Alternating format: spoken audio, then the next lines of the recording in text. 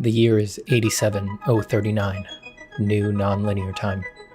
It's been 50,000 years since Steven Zapata's final art stream, but we still live in a golden age defined by the gifts his stream bestowed upon mankind. Faster than light travel, eternal life, Steven cloning, and the keys to a truly galactic human civilization. My name is Stave Satapaz, a reminder clone of Steven Zapata, an exact reproduction of his personality as constructed by an AI compiling millions of hours of his original art streams. By all accounts, I'm exactly like the original Steven's public persona, just more muscular, exactly as he would have wanted. I travel the stars on my light tracer, a dream of Steven. My crew is, of course, all clones of Steven. Some of my officers are reminders like me, but not all. Some are bioclones, and yet others are aspectoids, clones who, instead of trying to capture his full essence, amplify a particular portion of the original Steven's personality.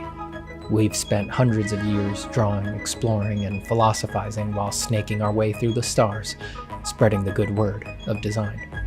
But we've had another, secret mission as we've cruised the cosmos. I seek information on the legendary originals, Steven Zapata's true drawings that he flung wide across the stars at the end of his life on Earth, never to be seen again. My crew thinks I'm looking for them for the same reason all the other madmen do, because they would be valuable beyond all reason. But they don't know what I know, that a critical mass of originals in the hands of a trained reminder can provide a psychic link to the original Steven mind. Once I collect enough, I'll be able to fulfill my destiny and achieve psychological continuity with the original Steven. And through me, he will live again to usher in golden ages of art forever. Drawing Ascendant, the eternal chronicles of Steven Zapata. Lasting Legacy 1, Epic 1.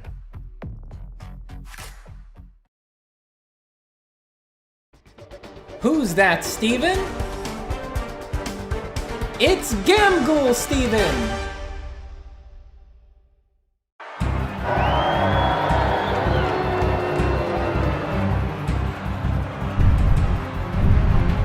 How you holding up out there, Stave? I'd say considering I'm fighting a Steven who doesn't draw, I'm doing alright, really. Ha, just try to keep everyone entertained while you try to keep your head. I need more time in Cathar Steven's palace. I know the god graphite is here. Somewhere in here. If I only knew where. Hey, no rush, man. I got this guy on the ropes. Trust me. Yeah! Lucina Thunder, Dunija Madito, Dunya, Nanyata Da Giata. What?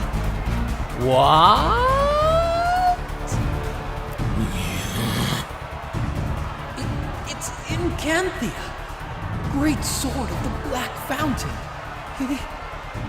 He really does have it. Yeah! Nitroya, Nitsuyo Tufu, Gimya Tanta, Ata.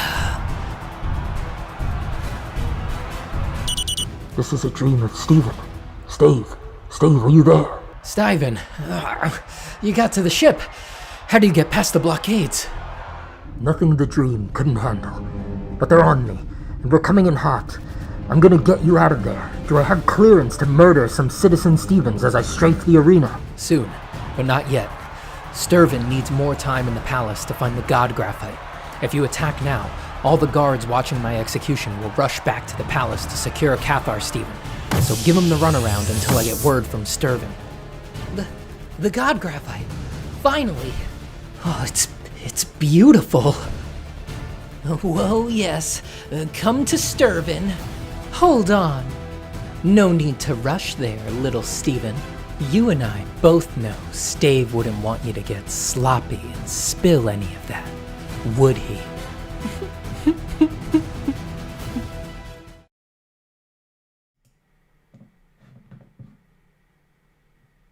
It gets better every time.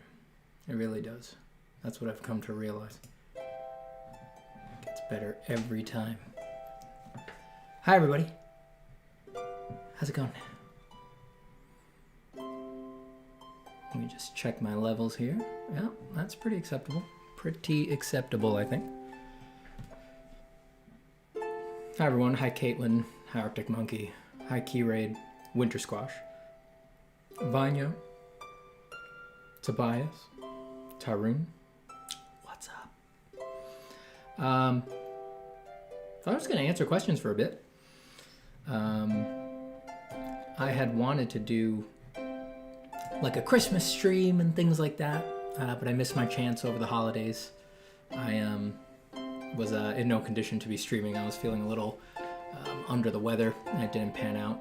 And but here we are. So I'm doing this as my New Year's Q&A and also my holiday catch-up to see what's up and what's on people's minds. So I might draw a little bit, maybe in Photoshop or something like that, but I kind of just want to focus on talking for this one and just seeing if I can provide any help with only my words. See what we can do. Hi, people. Mismatch Man, first time I saw that. Incredible. That's why I played it. That's why I went for the long intro with the full clip.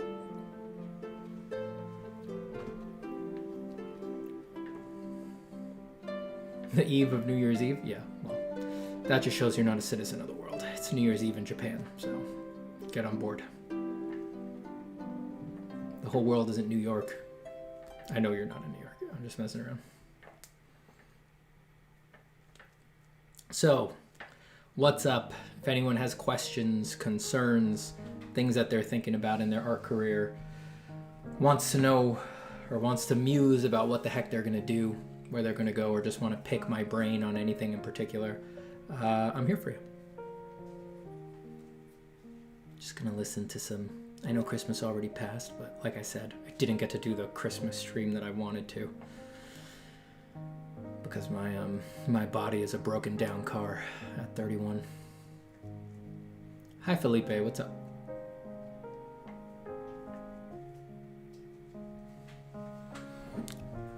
I should have made extra coffee.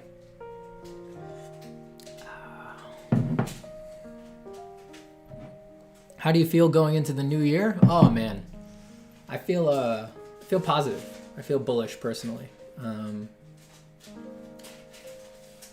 I have a lot of things that I'm trying to do, but I feel good about art. I'm still very much enjoying the YouTube channel. I feel good about doing the YouTube channel. I've got plans. I've got a big courses now that I'm working on that I want to be really, really good. One of those I'm doing with other people, which is very exciting because I spend a lot of my time working on my own, so I'm very excited for that. Yeah, I don't know. I mean, I don't want to get too effusive, but I feel good about 2022, at least for me personally. The world's a different story. Who knows what the heck is going on in the world, but for art and my art making, I'm feeling good, feeling positive. What about you?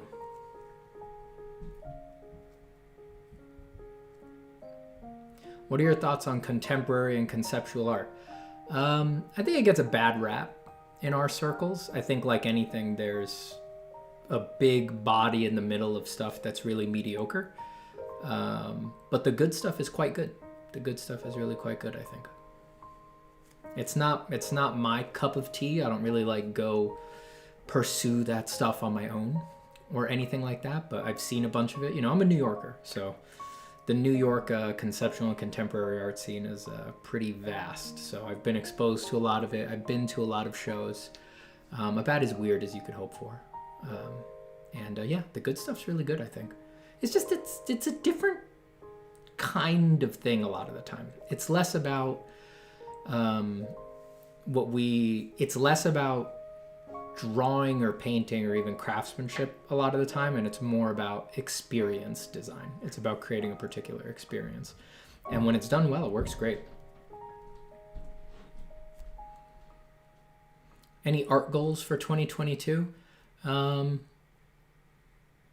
have like a lot of different things that I'm doing with my art. So I have a variety of art goals. Like, I definitely want to do more pencil drawings. There are certain areas of scale and finish that I want to push those into in a lot of cases. But there's other things that I want to do with my art too. Like, I want to give myself room to be more experimental, get a little bit sillier sometimes, tell more stories, things like that. I definitely have goals like that for 2022. I don't really have anything like solid, like anything that I would write down, you know. I have very long-term goals with art that really kind of handle me for any given year, but I do have goals for like those courses that I'm working on. Like I said, I definitely have goals for getting those done and things like that. 2022 is the year I will start my webcomic for the internet to see. Good, Austin. Do it. Post it. Everyone out there, whatever your goal is, whatever you think is the thing that you want to do, make this the year where instead of pushing it and telling yourself that you need to be a master before you make it and stuff like that, just go make it. Just go make it. Start making it.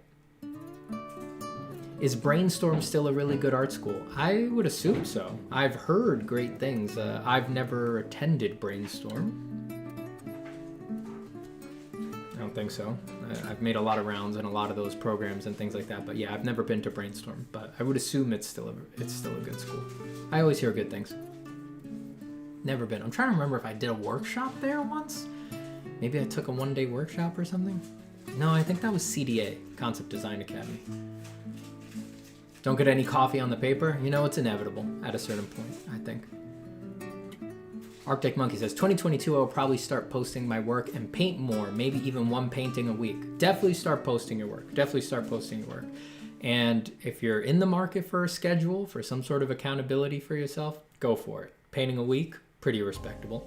I think maybe 2 weeks. Maybe a painting every 2 weeks.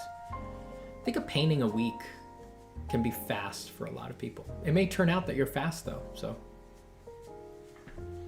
2022 feeling like a resting year, hopefully for the world too. Oh man, that'd be nice.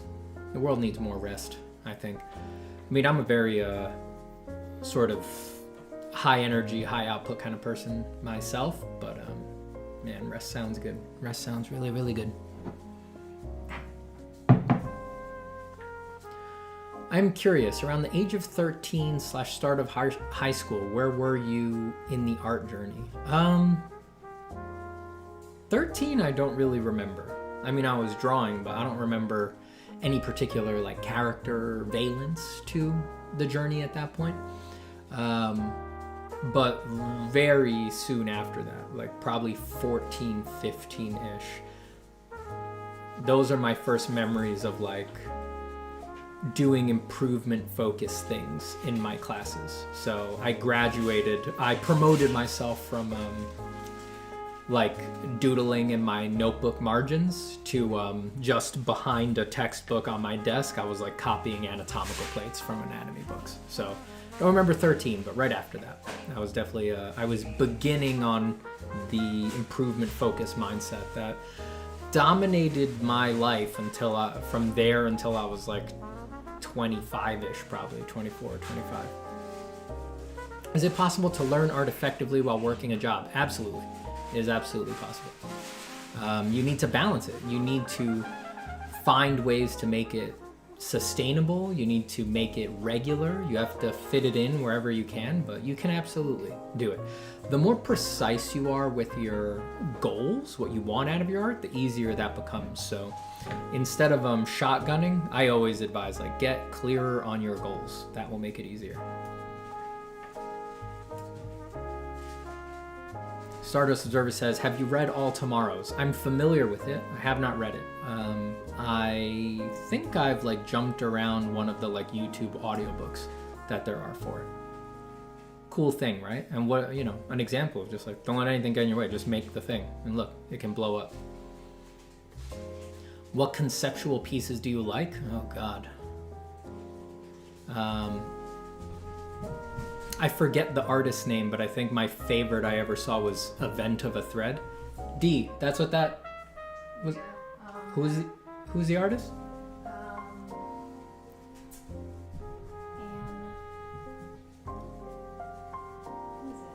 don't remember. Event of a Thread. Maybe you guys know it, but I think that was my by Anne something. I don't remember, but that one always stands out to me as like, man, that was special. That's one of my favorite pieces of art I've ever seen, I think. That was really cool. It's like giving me the vibes again just thinking about it. What advice do you have for a person who took a 1 to 2 month break with art? Well, if you feel rested, just go back into it. You know, the breaks are super useful. Don't be hard on yourself about the breaks or anything like that. If you feel rested up, just return. Come back to art. If you don't feel rested up, if you don't feel energized by the idea of returning to art, don't do it like as a chore. Like, just begin the conversation of like, why am I resisting? Or why am I uninterested? Why has nothing sparked in me yet? And begin a conversation there, begin a relationship with that critical, self-analytical part of the practice, and try to resolve it. Just try to feed yourself inspiration or motivation, you know, duck and weave. Say, what if this month I'm more serious? What if this month I'm more silly? What if this month I carry it more lightly? And just find something in there to click it in your head and drag you back into it. Make it so that you can't resist. It's not a habit or a chore anymore. You gotta go back. Anne Hamilton. That's who did Event of a Thread. And Zolo Meyer says, Steven, thank you for doing this. You're awesome. Oh, thank you. I hate attending life drawing. Love drawing figures, though. I have a theory I can get good at drawing stylized figures via photo packs and 3D models. Yeah, absolutely. I mean, I love life drawing, so I have to be careful not to be biased, but yeah, you can get good at that stuff without ever drawing a real person. I think drawing a real person makes it much easier, and there's a lot of three-dimensional elements that are really hard to sort of fake without doing it, but it is of course possible. So if you're really not into it, don't force it for any reason. I don't think anything in art needs to be forced. Like, I just don't think it makes sense. Art is supposed to be fun, and you do more work and better work if you're having fun. So yeah, don't force it. Steven, can you talk about the data to be gained by hitting the wall when doing stress-free imaginative drawing for a few hours? I saw you mention this in a video by Modern Dame James.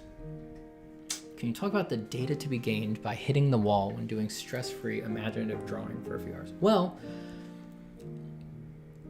I always think it's interesting that, first off, if you've never hit the point, the emotional space where you're drawing and it's truly no effort, right? It's stress-free. That's what I mean by stress-free. And it's magic. It's just like, you're not comparing it to anything. You're not trying to hit any goal. And really, how exhausting is doing this, right?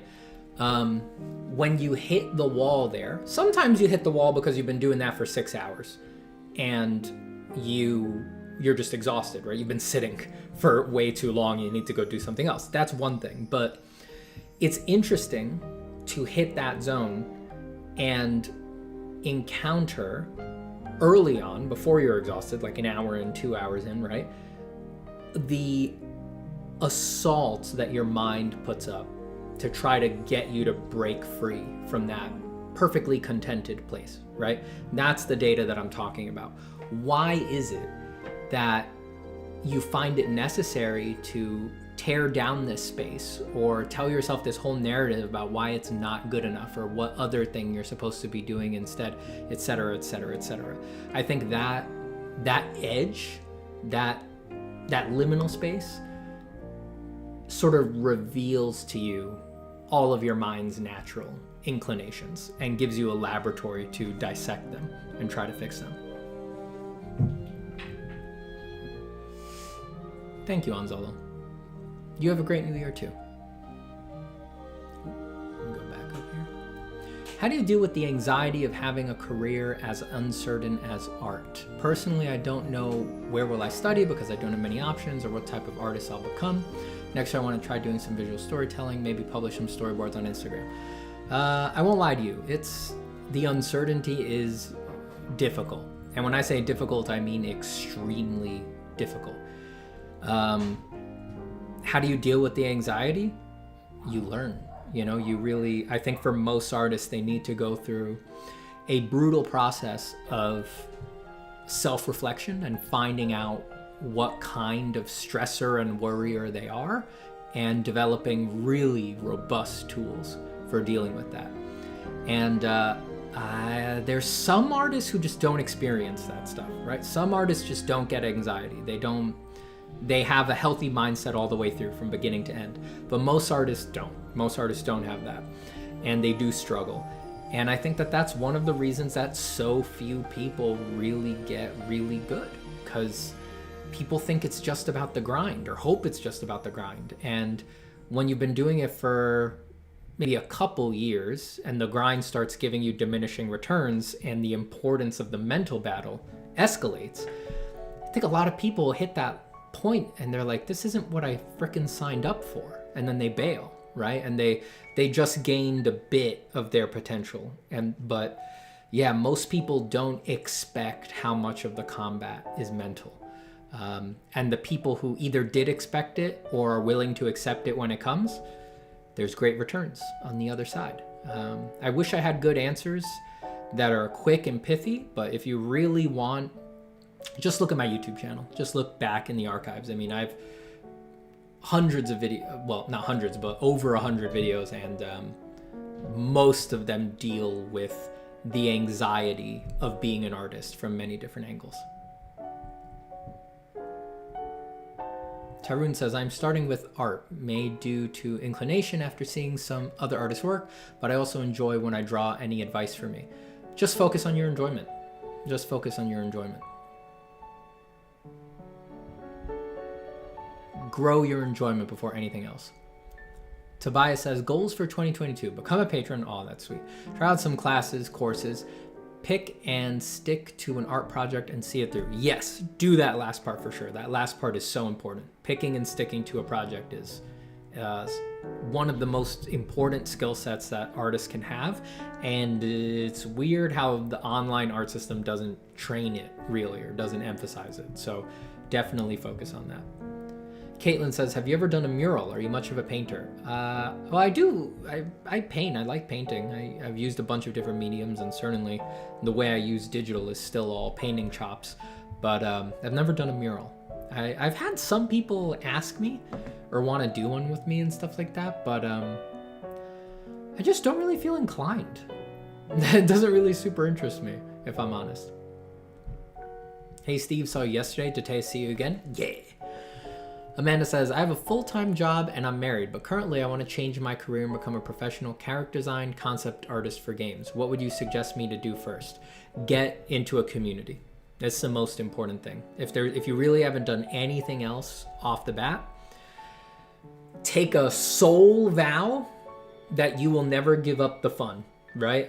Maybe you need to like tear open your chest and move your ribs out of the way and tattoo it to your heart. But take that soul vow first and then get some friends. Get into a community. It's almost impossible for most people to do it without community. Because if you do it without community, you will inevitably wind up comparing yourself only to the freaks, like the freakiest freaks of art that are out there on the internet.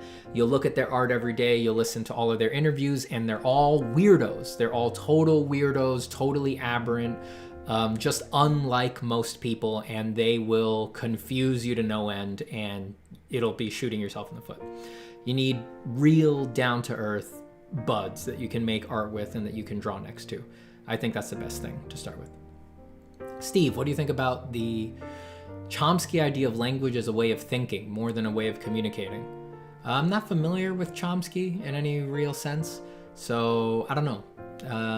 I think language is...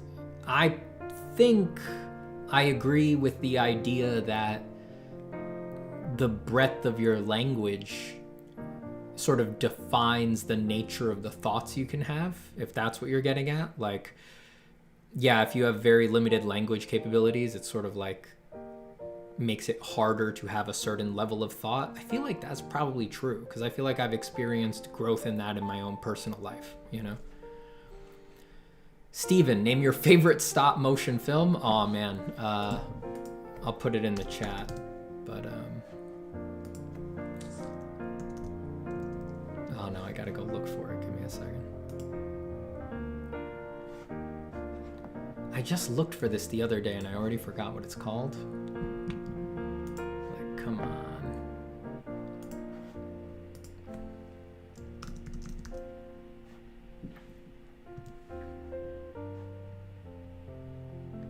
Hopefully I can find it quick.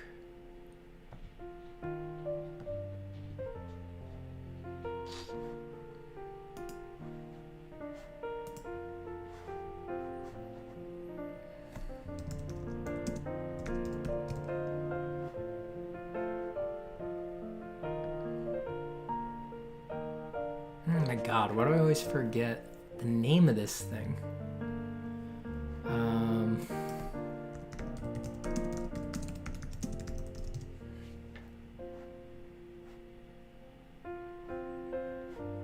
There we go.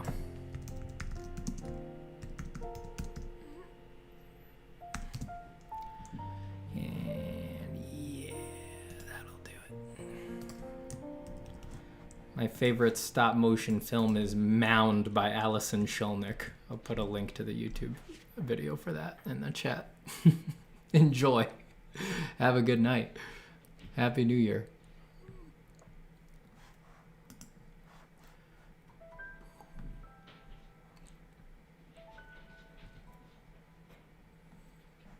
Could you tell us how to price the own artworks for business use? Ooh, having a little trouble understanding what you mean there. If you're asking like, how do you license artwork for a business to use it after you've already made it, charge as much as possible. Like if a business comes to you and is like, oh, we like this drawing that you made, can we put it on our beer bottle or something like that? Like, be really aggressive with what you charge to license it. But in general, if you're talking like rates to work for clients and stuff like that, my usual method is first thing I try to do is find someone that I know who has worked for that client before or a very similar client. And I get in touch with them behind closed doors and I just ask them straight up, this is the question I always ask. I ask, how much did you charge and do you think you could have got more in hindsight? And if they think they could have got more, I'll increase what they asked for, like 30% or something like that. And then I'll see what happens. In general, a good rule of thumb is if someone takes your rate immediately after you say it, you did not charge enough. You always want there to be like, or like dead silence on the other side of the phone, or like the email doesn't get responded to for a long time. That's how you know you're charging enough. It is what it is. Hello, hello. Hey, Great White Sufi. Advice for struggling with wanting to post on social media, but knowing it would become a battle of ego about views, likes, engagement. Maybe posting to a Discord with vetted members or something like that. Or posting to a private Instagram and working through those emotions, etc. Well, Corey, it's difficult stuff, and it's more difficult for some people than others. A lot of my advice surrounding this can sound a little mean, but I just want to be clear that I don't mean it that way. I'm not trying to be mean. This is just, I really think this stuff helps. First thing to remember is nobody cares. Nobody cares. Absolutely nobody cares. And it can hurt to admit that to yourself and to be like, all right, I'm going to do this thing that nobody cares about. It's like, yeah, that's part of it. Like views, likes, engagement, nobody cares. Nobody cares how many views you get. Nobody cares how many likes you get. No one is ever going to your account and being like, how many more followers did they get today? Are their likes up? Do they get more likes like me? That is stuff people only do for themselves when they're doing their own thing. on the internet. No one's keeping track of what's happening with you. You are. And that goes for everybody, right? Like, it's a tough pill to swallow a lot of the time, but it's freeing once you swallow it, I think. Nobody cares that much about what you're doing. You're totally free to just post whatever you want and be as bad as you want and get as low engagement as you want, and no one's paying attention. I promise you. Like, if you make a post and it gets 0 likes, people they scroll right past. They don't care. They don't make a note about that. Nobody minds. All right. And everyone starts somewhere. You know, if it is important to you, if it is a big goal for you to get more likes, to get more views and stuff like that, you have to start somewhere. You know, if you're gonna have 1 million followers, you almost inevitably have to start with 1. You know, and that's just the way it goes. Like, it's perfectly fine. That said, I do think social media is mostly poison for artists. And to a person, basically, all of my peers, almost nobody. And so what? And my I'm talking about my friends who have a lot of followers. Almost nobody enjoys it or cares or is happy that they have a lot of followers.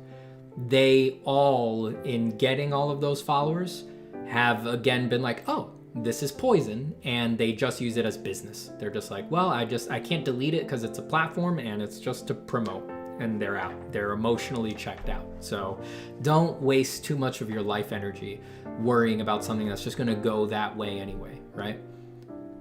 Only do stuff you think is fun. Like, man, there's other ways to do it. I like the Discords better because you get to really talk to people, you know? Why do you not like charcoal? Because it's too dirty. It's just too dirty for me. It gets all over the studio. I don't have a lot of space because I'm a New Yorker, so. Good afternoon, just sharing good vibes. Aw, thank you. Are you gonna run that intro again? It inspired me to make something myself. Thanks. Aw, I like that, Benjamin. I'm glad it inspired you. You know, seeing as how I played it like 5 times on stream yesterday, and I opened with the intro and the clip today, I think I'm gonna give everybody a break. It is too fun, though.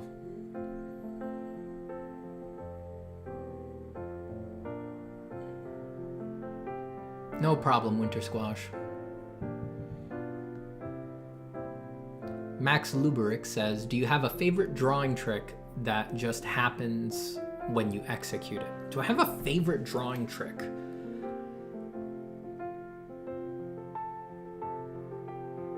I don't know. I think the one that I don't know if I have a favorite, but I think the one that lands with people the strongest most of the time is when I tell people to draw with their blending stump, or while they're smudging something, be drawing while you're smudging. I think that's less of a trick. It's more like an essential mindset, but that one seems to land with people really strongly. It is what it is, says Zapata's community is the best. You are right. When you're right, you're right. When you're right, you're right. You know, that's just the case. It happens to be true.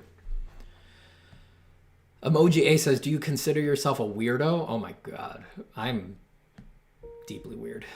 I want to know how weird you consider yourself too. I don't know. I mean, I don't get up to anything strange, but I don't know.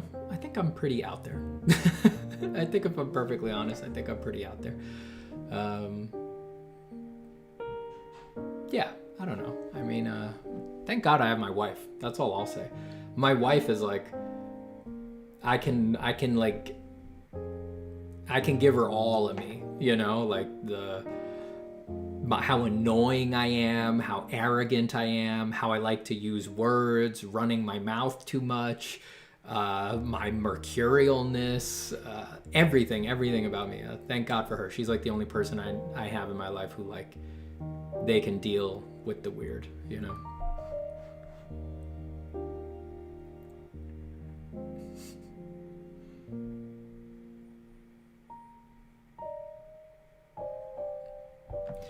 Danny 650606 says, is art a spiritual practice? It is for me. I think it is. And I think it is for a lot of people, but I think before anything else, I don't think art is anything in the deep sense of is. I think that it's wide open. So even though for me, art is a spiritual practice and is, in a lifelong sense, it's like a doorway to God or something like that. I get that for literally the next artist, it is the most humdrum, blue collar work a day, nothing fancy about it. Just, are you doing the right thing at the right time in the right way? Just craft. It's just making chairs. And that is as true and valid in their heart as my view is on my end of it. Because there's nothing solid about art. The practice is whatever any individual needs it to be. And I think that that's what makes art so deeply compassionate and mystical and transcendent. It's like it takes the shape that you as an individual need. And that's a kind of hospitality that very few things in the world extend us, I think. Robin Turner says, I'm in love with inking. It's really what I want to do the most, but I'm worried if I don't pick up the slack in colorworks and painting, I won't be able to find a job in art. Don't worry about jobs. I would say really do what you really like doing the most. The thing that you like doing the most, you'll do it more, so you'll be better at it, and it'll be easier to get jobs with it.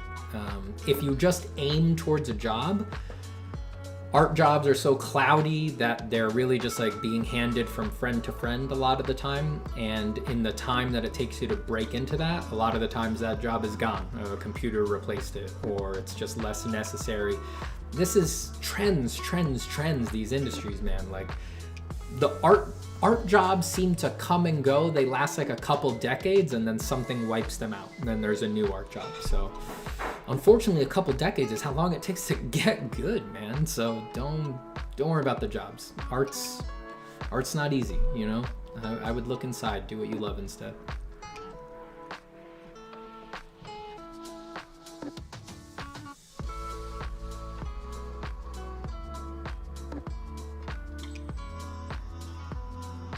Thank you, Juggernaut. I wish you a happy new year as well. Hey Steve, when you began drawing, was there a specific method you used to draw figures? When I watch you now, it's like you just go straight to contour with these. I tried all sorts of stuff. I was a really heavy experimenter when I was young. I did everything. I constructed, I scribbled, I started with values, I started with line, I started with gesture, I started by parsing contour. Like, I tried everything. And the end result of all of my experimentation was I decided that no one thing was the answer. And the way that I draw now is just, I do whatever seems appropriate for that moment in the drawing, right? So it could be anything. I mix all, like, if some part is extra confusing, I'll construct it. If some part is straightforward, I'll go right into the contour. If some part needs to be graphic, I'll lay in geometric shapes to begin. It's like the kinds of things that I'm trying to depict in my art are so varied that no one thing is going to work for everything,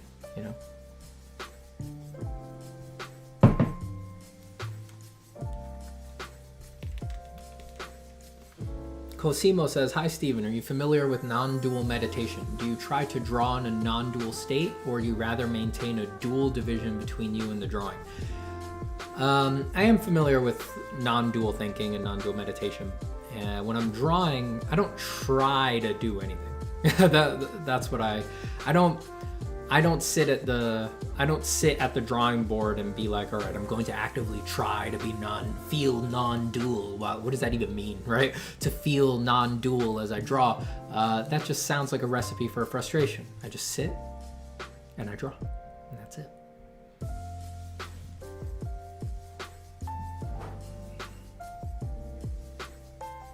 Jack Mendes says, I disagree because clout is a big business. Well, yeah. Popularity is money. What about followers as leverage for sponsors?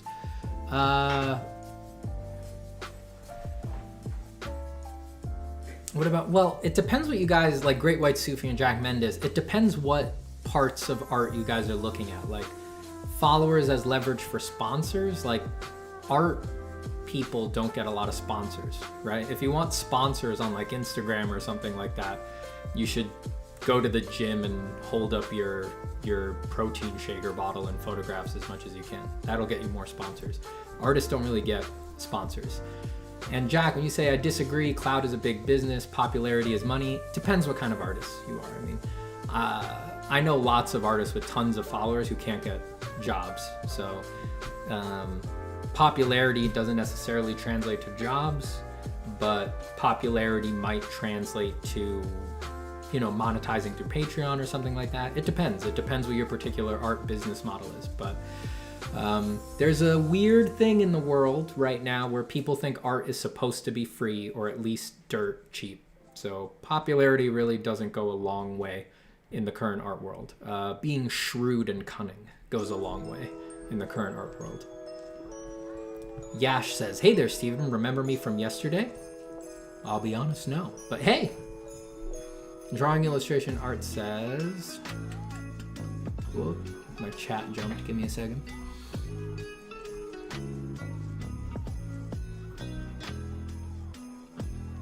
Hi, Drawing Illustration Art. What's up?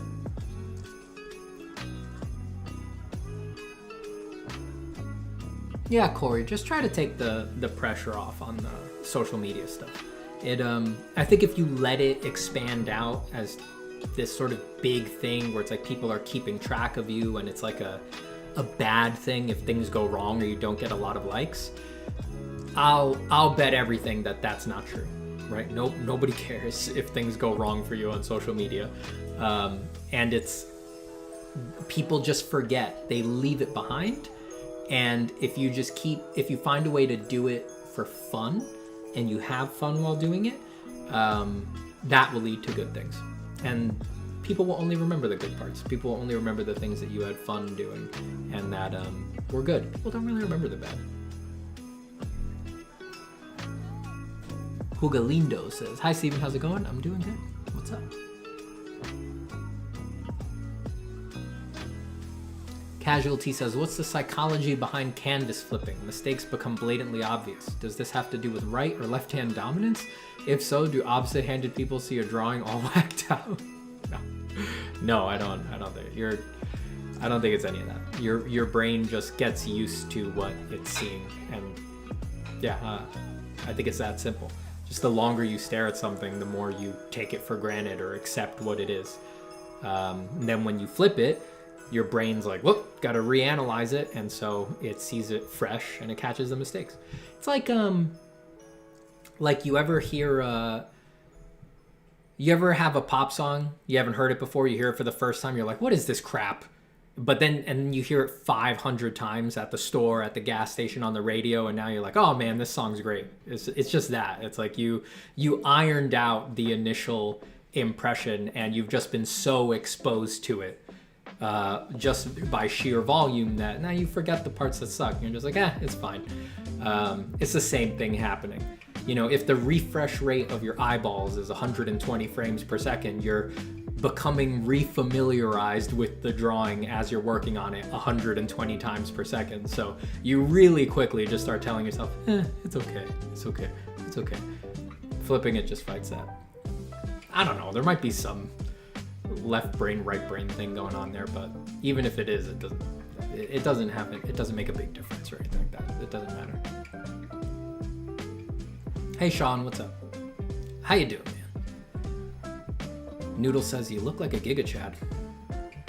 Yep. Hey Steven, what will happen if an artist only draws or sculpts to achieve richness? Like really rich, Tim Cook-like rich? I personally don't think that's possible.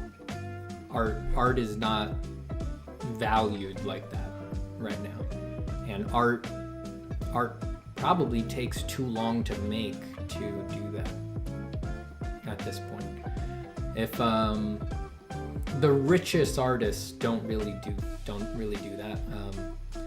They do ingenious performances that do cultural commentary, or if they paint or sculpt, they have huge studios with hundreds of assistants and project managers and people helping them make their things. Right now in current culture, there's no way you're gonna draw or sculpt yourself to a Tim Cook level of richness. People don't value art like that. People value what Tim Cook did because he added like completely new formats and structures to the world, and There's nothing, probably nothing lurking in there like that, lurking in drawing or sculpting. There might be when some new structure arises in culture that can interact with drawing in a unique way that no one predicted. That could happen, but it'd have to be pretty weird, I think. When things were at their very worst. Besides, my God, if you're looking for money, you're definitely in the wrong industry. Art is not the place to go. Go be a quantitative at a finance firm if you want to be rich. When things were at their very worst, 2 suns cross in the sky, 2 comets will collide. Don't be afraid. Repent. Accept Lord's hand of mercy. Scientists will say it was a global illusion. Signed, Pope Francis. Hollywood is who you know. Jack Mendes is right about that. What do you think about...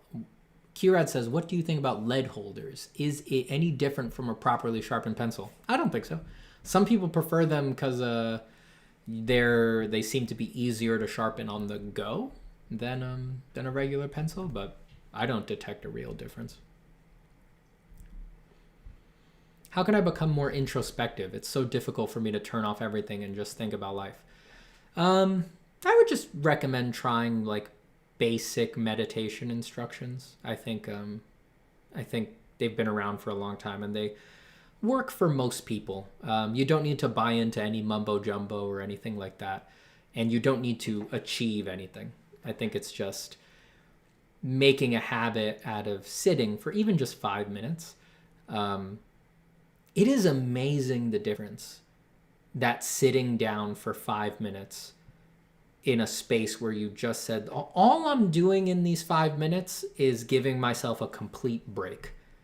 I'm not achieving anything. I'm not doing anything. I'm not resting to be better for later. It's fine if I waste these 5 minutes. It's fine if I'm anxious for these 5 minutes. Just, it's like you're playing a meta game. Like, what is the most goal-less I can be for 5 minutes? First off, it's incredible how easy it is to go your whole life without ever doing that once.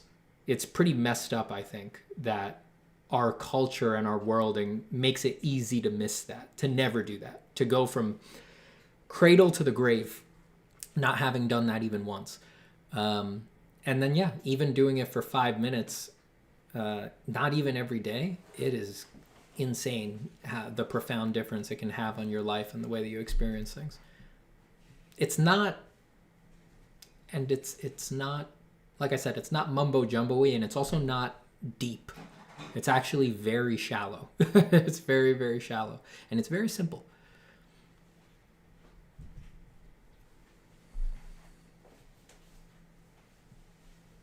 Yeah, Muggsy. It's true that followers and likes don't really matter, as my cat photos have gotten more likes than some of my artwork. Yep. It's Arson. Hey, Arson. How you doing, man? Oh, yeah, you're the guy who turned 18 to your live stream. Now I know you. Sorry about the handles. Handles come and go. People's names. I just see so many online that handles really, it's hard for me to hold on to them. But you give me a little cue like that. Heck yeah, I remember you.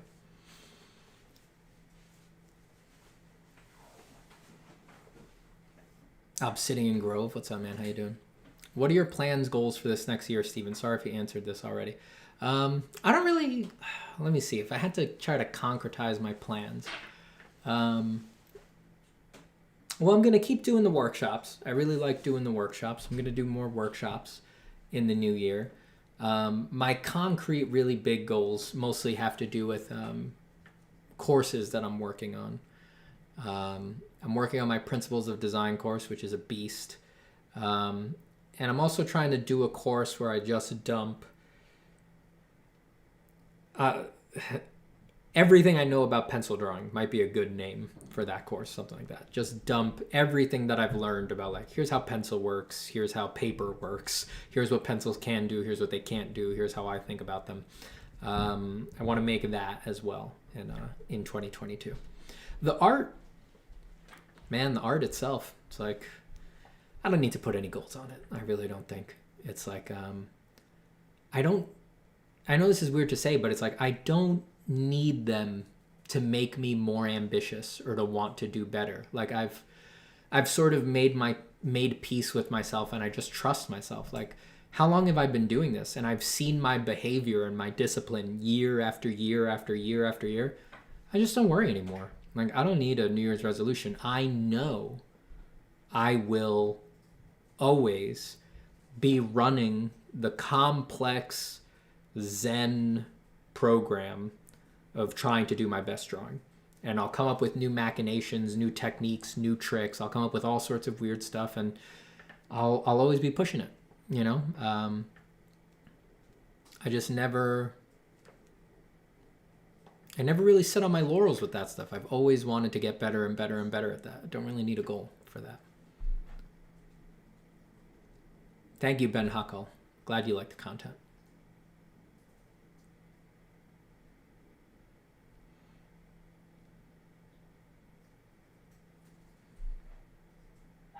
Thank you, Robin Turner. Ah! Okay, says Steven, where are you? I'm in New York. That's right. Ben Hackle says, what do you think about the overconsumption of art today? It seems that art lost its value in general due to the ocean of content. Would it be because of quantity or the easy access to make it? I would agree that art has lost a lot of its value, but I think about it constantly, but I really don't know. I couldn't put it on any one thing, I don't think. I think it's a very complex coordination of a lot of cultural elements. Yeah, I think it's overdetermined, and I think it's very, very nuanced and complicated. I don't know. I don't really know. I think there's a lot going on there. I think it's just the nature of the sheer abundance of art definitely has something to do with it, but it must also have to do with the systems that mitigate and decide how we share art, the expectations that culture gives us for how often we see art. So many things, and just other art forms sort of rising and becoming ascendant and things like that. I think there's a lot of factors there. I even think, the general temperament of artists is a big factor in it.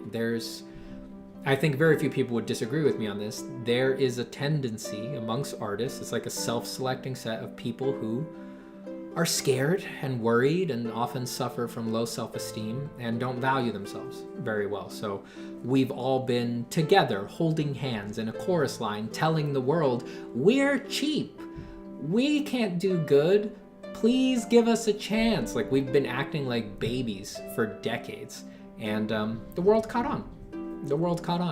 They're like, oh God, the people who make everything, they're so lacking in confidence and so horrified that we can just pay them pennies and they'll be happy to do it just so that they can get some validation. And that began a painful downward spiral for artists that we're still living with. And it left a vacuum. Now the curators are ascendant, right? I feel like I say this too much, but we live in the era where curation is more valued than creativity. If you just look at it in like a dollar value and things like that. People who just say, this is good, here's what I thought of this, you should watch this, they have way more followers, way more money, way more everything, way more influence, people love them more, just they have way more sway and control the culture more than the people who actually make the stuff, right? And it's nothing to get upset about. It's just the nature of things, and it'll change. Everything changes. It'll be cyclical. The creatives will become ascendant at some point as well. It could happen tomorrow. No one knows. It's all based on culture.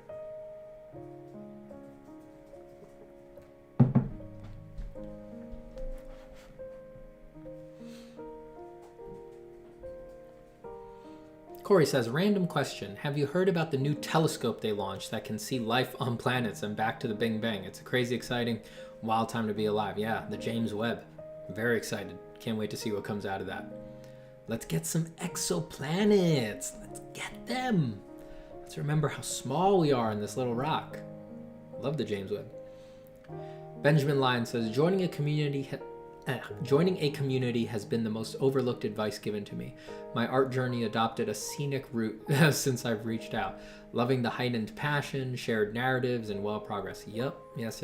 Yeah, community is very, very important. Community makes a huge difference for most artists, I think. It's hard to understate. It's hard to overstate the importance of having buds to get through this thing with, man. It's real. It's real. Yash says, I hope you release the Principles of Design course soon. I am not. I'm studying for design architecture entrances. Yeah, it's more than a year away, I would say, because I want it to be cumulative. I want it to be a complete introduction to all of the building blocks of design. And turns out that's a big bite to take. Quite a plate. There's a lot there. There's a lot there.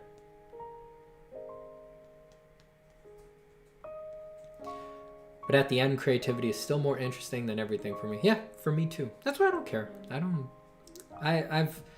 I feel very lucky to be at a point in my life where I'm like, all right, art isn't super valued, curators are more influential, etc., all of that stuff. I don't care.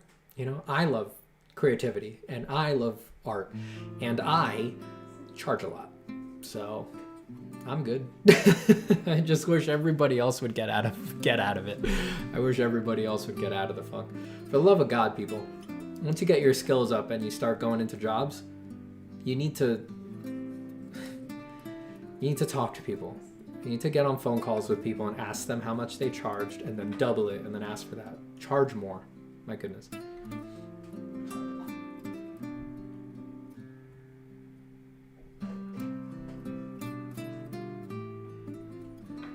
I believe this has to do also with the overabundance of art. Yeah, that's what... Who was it who asked the question? That's what Ben Hakal said. I'm saying that I think it does have to do with that, but it can't be everything. I don't think that's everything. There's a lot of other factors in there. When you talk about joining a community, do you mean like a few art friends or like a 600-person Discord type thing? No, I mean a few art friends or a smaller Discord. I mean, a huge Discord is just a mini Instagram, so it's going to have the same problems.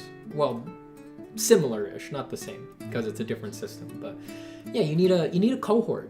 You need a group. You need some long-term buds to talk about and talk to and complain with and things like that. Like, everybody needs that, I think. Or you just go nuts on your own. Go insane. It'll be very difficult mental health-wise. I wouldn't wish it on anybody.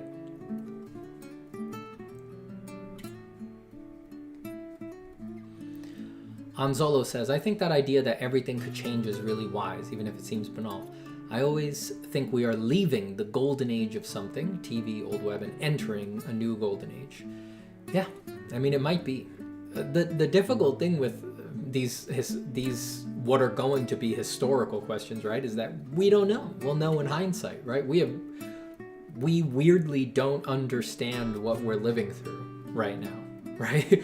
I mean, 1,000 years from now, our whole era, like for the next 100 years, we might just be a footnote in history books called early internet. That might be all we amount to. That might be the whole relevant thrust of our entire lives, of a couple generations with 1,000 years of hindsight. Will just be early internet. That's it. That could happen. Who knows? Thanks for your answer. Indeed, it is complex. I'm someone who likes popular art. I actually find fascinating the possibility of expansion for a piece of art or pop culture in large numbers. Yeah, I mean, popular art makes an impact. It definitely does. I think it's a totally valid thing to go for. I will tell them it is what it is. Next time I see my dog, I will let her know that the chat said hello. My wife is busy working, so I'm not going to interrupt her. Hey Steve, what do you think of the meaning of an artist's life? Connection or a spiritual tour? You get to decide the meaning. I think that's the great joke of an artist's life, is that no one else's answer is going to be satisfactory to you, because you're an artist, and artists are personal, introverted, narcissistic weirdos, right? We all are. And no one else's answer is gonna do it for us, right? Living up to someone else's standards, getting somebody else's job. Even if you break your back to get there, as soon as you're there, you're like, oh, this doesn't, nope, it was something else. The joke for almost all artists is you need to decide. You pick what your meaning is. And once you accept that for yourself and you do that for yourself and you give yourself that gift, it all gets washed away. It all gets purified. But that makes it sound, when I say it that way, that I'm implying it would be spiritual or something, but that's the thing, it's not. You get to pick if the meaning of your art life is just being the richest artist in the world. And if you really own it and you do it, you win, you know? Congrats. Congrats on the meaning of your life. And if you're more like me and you want a very spiritual thing out of art, you get to decide that. And no one gets to tell you no, and then once you're swimming in it, wahoo, we're done. That's the joke. That's the joke. Besides asking for your worth to customers with confidence, do you think there's anything artists can do to demand more respect in general? More respect in general? I mean, not really. Stop self-deprecating so much is what I would say. Like, cut out the part of you that is just like, whenever you show a drawing or share it anywhere, you're like, oh, it could have been better. Oh, it's never perfect. Oh, there's so many things that bother me about it, but I guess I'll share it. Do you think anyone even registers that stuff anymore? Like, do you think people haven't read that a million times? That's like copywriter's fluff at this point. That's like reading an ad for a car and reading that it has the most legroom in its class. Like, it's whipped cream. It's like just nothing. Get it out of your life. Like, stop saying it. All it does is signal to everybody who reads it that you're not paying attention. Stop it. Just shut up. Just cut that part out. Just share your art, and everyone's gonna decide what they think about it anyway, no matter what you say. That's it. Just put it out there and make sure you're having fun. Stop saying bad things about yourself and your practice. And then maybe once we all get there, then, oh my God, is it possible artists could be proud of what they do, could say nice things about their achievement, could feel good about themselves? Oh my God, no, heaven forbid the artists feel good about themselves. I'm sorry. I just get so mad that we have been hypnotized by the curators, by the bosses, by the people who make nothing and who have no talent and cannot produce anything, that they're the ones who walk around with everything and they're happy and they're prideful and they're like, wow, I'm great, I'm contributing so much. And the people who are putting pedal to the metal hate themselves. What a nightmare. We could have built anything. Why did we pick that? Let's turn this thing around, man. It's ridiculous. Oh, my 2 streams in 2 days is raw. Oop, I missed it. It's a light blessing, Amson. It's a light blessing. What advice would you give to a teenage art prodigy who understood 3D form at 6 years old and is really passionate, but also anxious about art? Is that you? I'm taking a guess that that's you. What advice would you give to a teenage art prodigy who understood 3D form at 6 years old and is really passionate but also anxious about art? First off, I would forget that you were a prodigy. That's the most important piece of advice that I would give you, and just focus on your passion. Just keep looking for joy, and never think of yourself as an art prodigy again. Like, that's not useful. That's just not useful.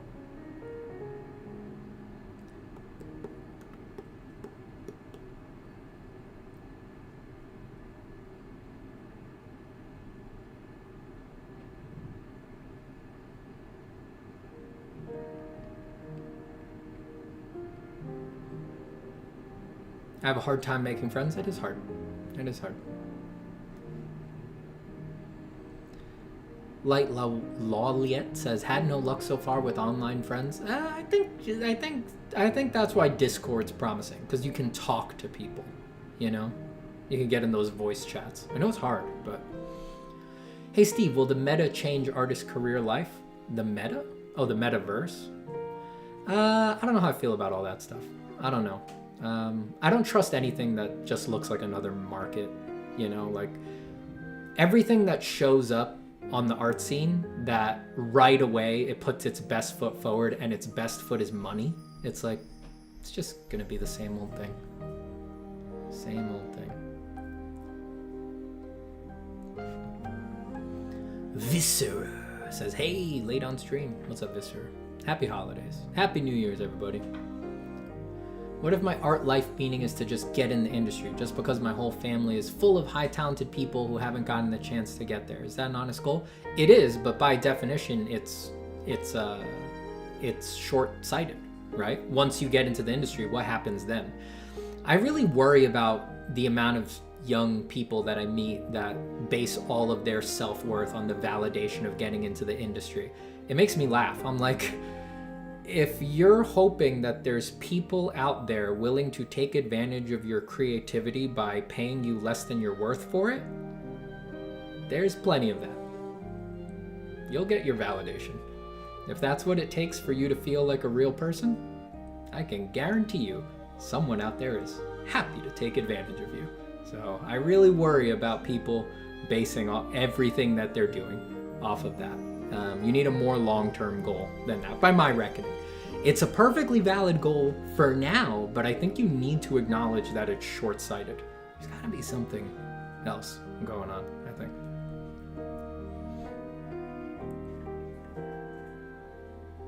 How many art majors do you think don't have the drive to get into the art industry or produce their own success and end up in common jobs or just becoming art teachers are there yearly? How many art majors do you think don't have the drive to get? I mean, most of them.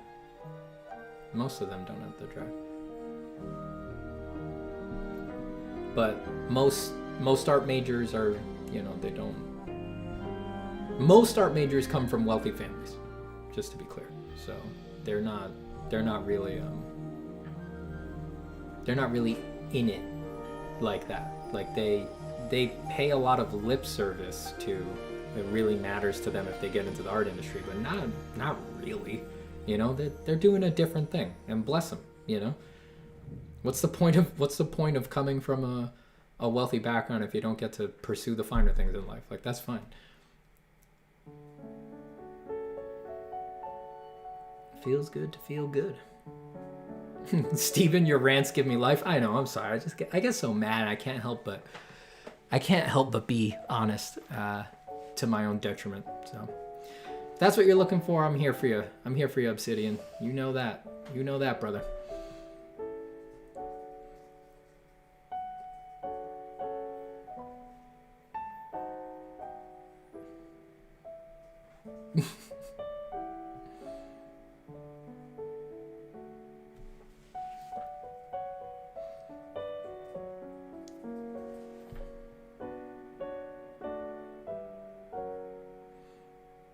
Partially Human says, making any NFT in the future, or have you?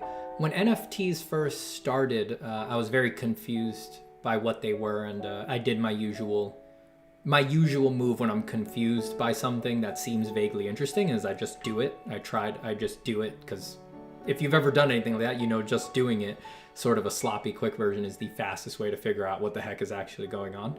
So I minted one early on when they started coming up, but I never listed it or anything like that. I never tried to sell it. I minted it to see how it worked. I was like, okay, nothing magical happened. And then, yeah, I never listed it. At some point, I destroyed it. That is to say, I clicked a button that said unmint or something like that. I haven't made one since.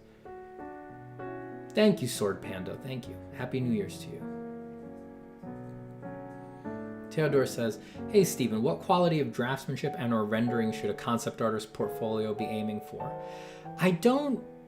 Rendering I would put very much near the bottom of the list for concept art.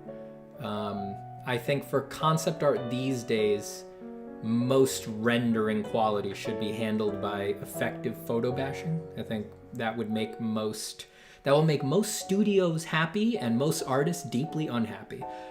So photo bash most of your rendering. Quality of draftsmanship is better, and as high as it can go would be good, but a concept artist's portfolio should be strong on design before anything else.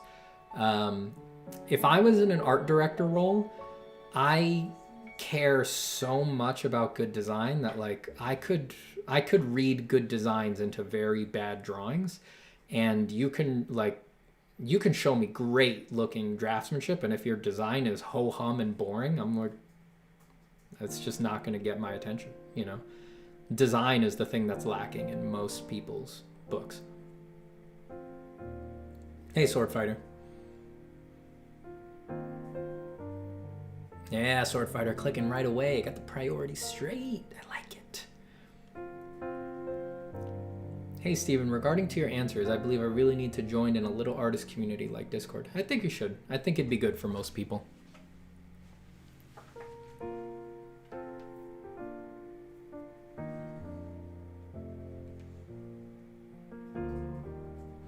Hey Steven, quick question, and apologies if it has already been asked and answered. Do you have any plans to continue forward with more anatomical deep dives like what's available in your Gumroad? I do. I will do torso and head for transformational anatomy. I will.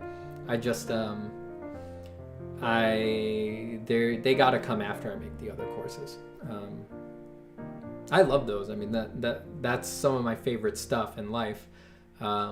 If you pick up the two that I already have out, the principles are there. Really the big reveal is like how I think about vertical and horizontal proportions and negative spaces, especially the negative space discussion that I have like in the legs chapter. Those things are really my big reveal. Torso and head are really just extrapolations on that. But I will get back to that. But that's a pretty niche product. Like most people are not buying those. Like most people need secrets of shading and stuff like that. That's why I've reprioritized my design course and my sort of comprehensive pencil course are. I want to get those done before I go back to transformational anatomy. But I will definitely round them out. I might wind up doing them side by side if I free up a little bit more time. But time is in short supply in life. Isn't it moderately expensive to mint an NFT? It was, if I remember. I don't know if it's more expensive now because it's been a while. I don't know what gas fees are like anymore.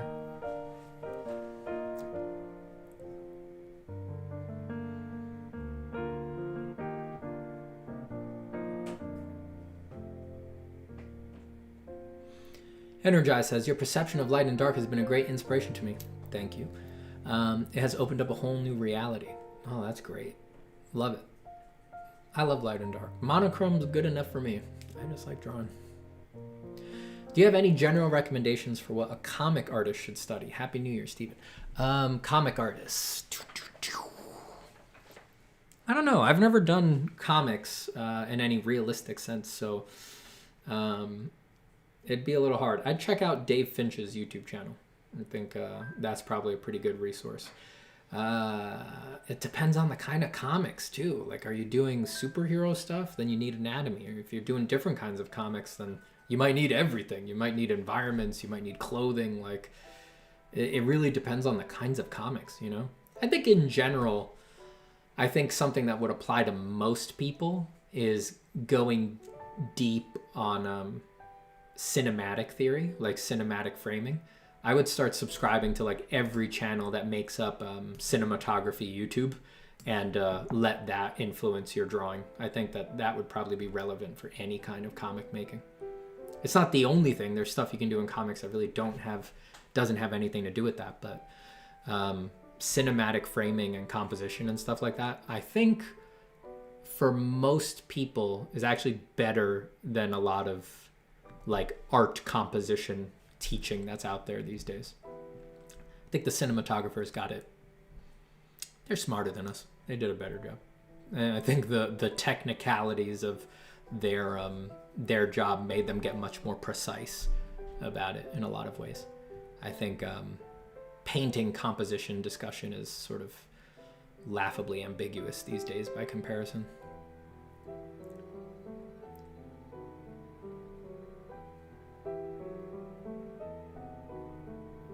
Not having people to talk about art with is annoying. It sure is. How do you feel about creating original characters in drawing? That's all I do. I don't really do fan art ever, basically. Every now and then, here and there. But yeah, I like doing all original stuff. I'm not really interested in drawing stuff that people already knows what it is. That's just never been me. And I'll be honest, I'm really proud of myself that I have an audience and I have a career when I just do basically random stuff that is not stuff people are familiar with, when, you know, a lot of people would have said that would have been impossible or not what you should do. Steven wins, Steven wins, Steven wins.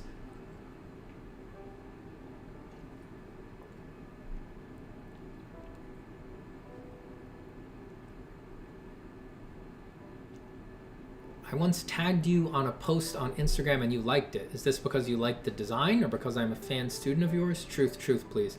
I can't tell you the truth because I don't recognize your name. I think that's Cyrillic, right? I don't remember. I don't know who you are. You know, I get tagged a lot, so I don't remember what piece you're talking about. Yeah, wish I could tell you the truth. And I would tell you the truth. I'll tell you, if someone tags me on like a study that they did of one of my drawings or something like that, I'm happy to see it and will probably like it no matter how good it is. I mean, it's an honor either way, so. Have you heard of Richard Schmid? Of course, definitely have. He was known to love jumping into the philosophical side of art more than just the technicality of it all, while also being a beast of an artist. Yeah, I've read his Everything I Know About Painting. Great book.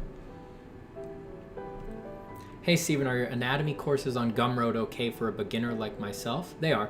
I got intimidated by the word transformative. I assumed I'd have to be great in anatomy. They're really different things. I don't go over like muscle names or insertions or anything like that. I have no plans to teach anatomy in that way at this point. It's really more about the stuff that's often left out.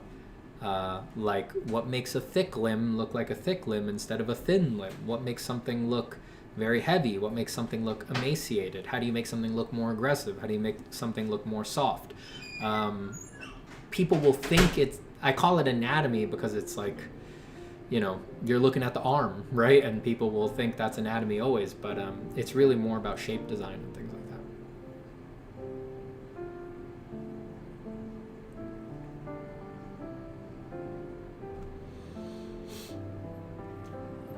My pleasure, Russ. Do you think the ability to philosophize has an effect on art? Maybe not one-to-one, but for problem solving? It's helped me, at least mentally. The philosophizing that I've had to do has been very good for my mental health in the long run, I think. Any best practices for saving graphite art long term? I don't seal my drawings. I don't put spray fix on them. The graphite is etched in there good enough that they don't really smudge when they're just sitting around in my flat files and things like that. So maybe I'll seal them in the future or something like that, but as of right now, I don't do anything to them. I just don't know if I can trust spray fix. You know, I get varying reviews. Even the archival stuff, people claim yellows. If anyone has any good recommendations for that, let me know.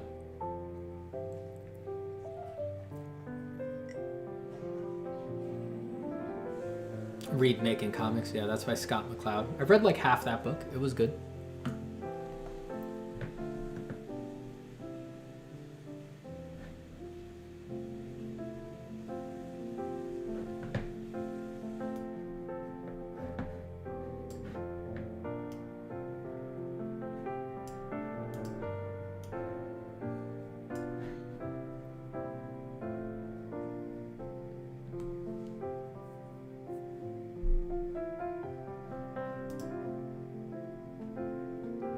How has knowing art history influenced you?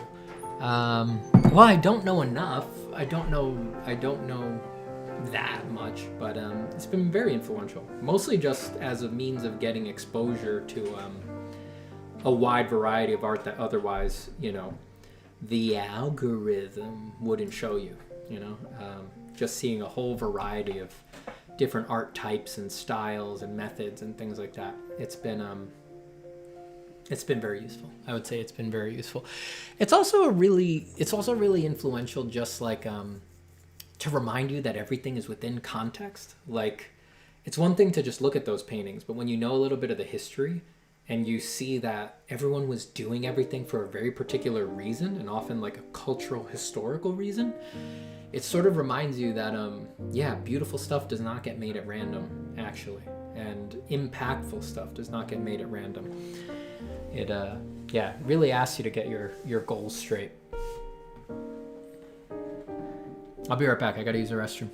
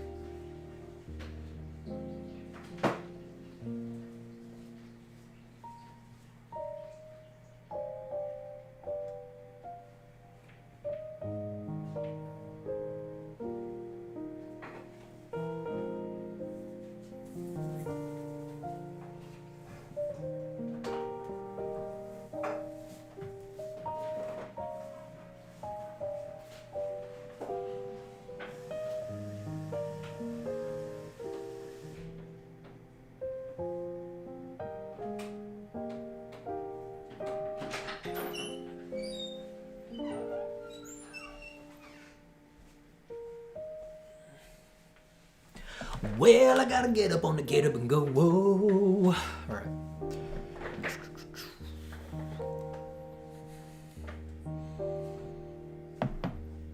You must repaint every Frank Frazetta? Well, I've certainly drawn a lot of them. Definitely copied a lot of Frazetta.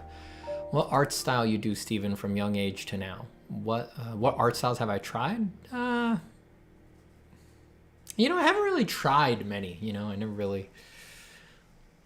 I've always just wanted to draw like me. I'd say I was most influenced by the old masters. That's the thing that really dominated my interest for most of my life. You know, just was obsessed for a very long time. Like, how do you do a drawing like Michelangelo? Like, how do you shade it like that? How do you get the forms to read like that? And that was really the big thing that always drove me. And other artists that I identified had similar abilities, like Frazetta, Sargent. The list goes on and on, really.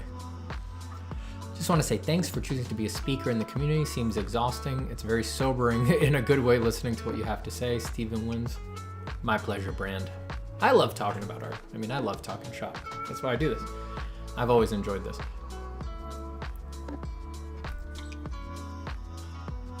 Anyone have the problem of over sharpening the pencil and scratching the paper up? I just did that. I've done that a couple times. More often I erase a hole into the paper. I do that a lot. I used one of your drawings as sculpting reference a few weeks ago. Now that's cool.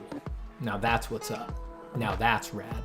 Now that's very important to do. I like that. That I like. Now that I like. Now that's good. Now that I like. That's what's up. Now that's it. Now that's what you should do. I like that. Now that I like. That I like. Now that I like that. I like that, right? Right? We like that. That's good.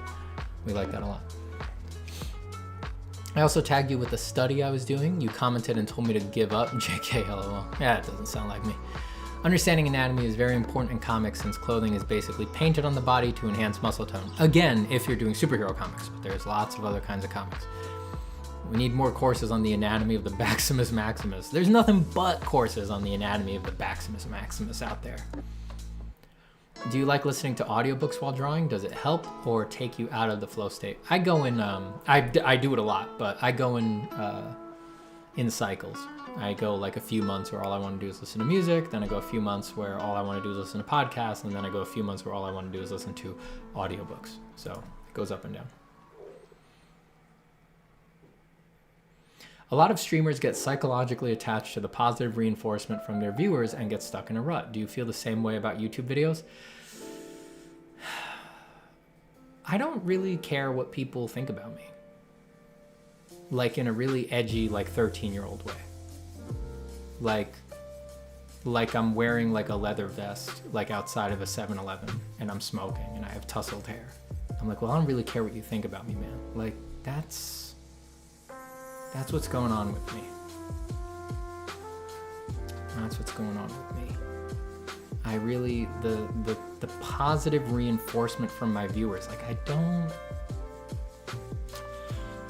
I like helping, but I really don't, this is weird to say, but if what was keeping me going was people being like, great drawing, wow, it looks good, well, you're so good at this, I would have stopped a long time ago. that means almost nothing to me, right? It's nice, it's flattering, but I'm never thinking about that when I start drawing. My desire to do a better drawing every time it's a personal war, and it just so happens that it's something shareable and that people like it, but I can't imagine that being a robust reason to continue doing things. Not at this level. Not for how long I've been doing it, not with how hard it is, not with, it's just like everything else is so much bigger than positive reinforcement from strangers, right? I love you all, but let's be clear here. You're all strangers, right? So it's just not, you know, I think it's dangerous to backslide into that. Hey Steven, what are your thoughts on high-key style of art like Ilya Kushnov or Ate Gailan? Well, I don't know Ate. Haven't looked at Ilya's work in a long time. High-key? I think Ilya does all sorts of stuff. Do you mean high-key value-wise? I don't have I mean, it's fine. It's not my cup of tea, but it's fine. Advice for shy artists who want to start a YouTube channel but are scared of what people will think. No one's going to think anything. It's kind of like the advice I was giving to another person earlier. You'd be lucky if they thought anything, right? You're worried that people are going to think negative things. But the truth about art is that it's more likely that you'll be so deeply uninteresting that they won't think anything. You should be proud of yourself if you can elicit a negative reaction, is what I would say. Don't worry about it. Just start posting. You're gonna not register. You're gonna be a ghost, a non-being, until you start doing something that really connects with people. And once you do that, they will forgive you everything in your past. Trust me. They won't care. People don't have that time to care. People don't have the time to care. And you're just an artist. It's not like you're playing Fortnite, something really important. It's like they don't have time to waste thinking about artists and what artists are saying. Like, people don't have a lot of time, and they need to commit their faculties to people who play Call of Duty, Fortnite, and Minecraft. Theodore says, what does your design process look like on a client project? What subject matter do you get to work on most often? I've done a bit of everything over the years, but the most of what I've done by volume is environmental design. And by that I mean like interior spaces, architectural design, theme parks, any kind of exterior that needs grooming. I've designed everything from gardens to zoos and stuff like that. All sorts of stuff. The process, I mean, a lot of it is probably what you'd expect. Do a sketch, show the sketch, get notes, do a more developed version, fix it, and then finish it. I would say the parts that most people are surprised by or don't know just how involved they are, I would say most of that is research. You don't know how much research goes into it. Definitely research is a huge part of the design process. Also meetings, a lot of meetings on stuff like that. A lot of doing sketches and figuring things out in meetings and talking to clients and things like that. A lot of live back and forth. Being able to communicate is important.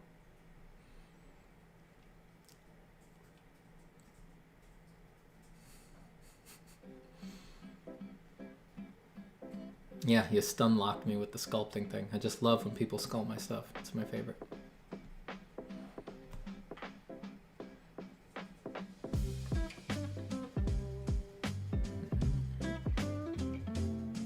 Which three masters we need to listen or learn from them who can teach us everything about art?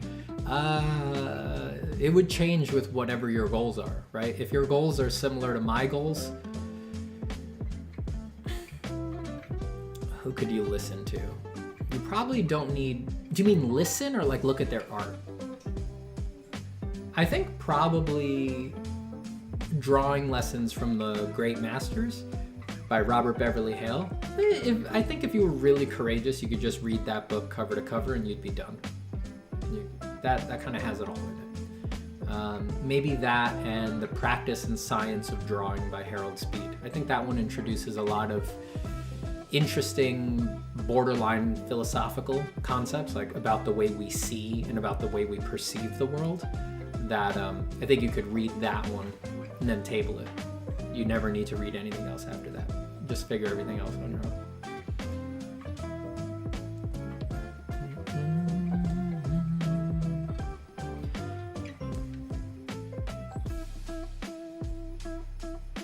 Speaking of listening to stuff while drawing, any tips for drawing more in silence, or is it even wholly necessary to improve? I pretty much never draw without background music at the moment. I think the verdict's still out on that. I mean, I draw with music a lot of the time. I do draw in silence sometimes, especially when I'm feeling annoyed or when I really need to focus, but I don't know. I think good and bad drawings are possible in any circumstances, and that we erect illusions of control, and we really don't have much, if I'm perfectly honest. Well, if you've been on this channel for a while, you know that I really don't think we have any control. I don't believe in free will, but I sure do love feeling like I have it. And whenever I get confused, I just remind myself of what I really believe, and I don't worry so much. Hey Steven, do you have any insight on AI, that the entertainment art industry may become more competitive once AI advances, helping out smaller indie teams that could rival bigger studios? I think you're right. I think AI is going to change a lot, personally. I'm not like a purist when it comes to drawing, or I don't hold anything sacred. So if someone tells me like, oh yeah, AI is going to make art that's just as profound and moving to people as if another human being made it, yeah, I believe that. And if it happened next year, I wouldn't at all be surprised. I really think it could happen very, very quickly. I don't worry about that because, like I said, I'm really being a massive narcissist. My art practice is basically total navel gazing, and it's really just about me and how it makes me feel. So it doesn't matter if AIs get better than me or are more emotionally connected to people than artists are. So lucky me. But yeah, I think it's going to do a lot of crazy stuff.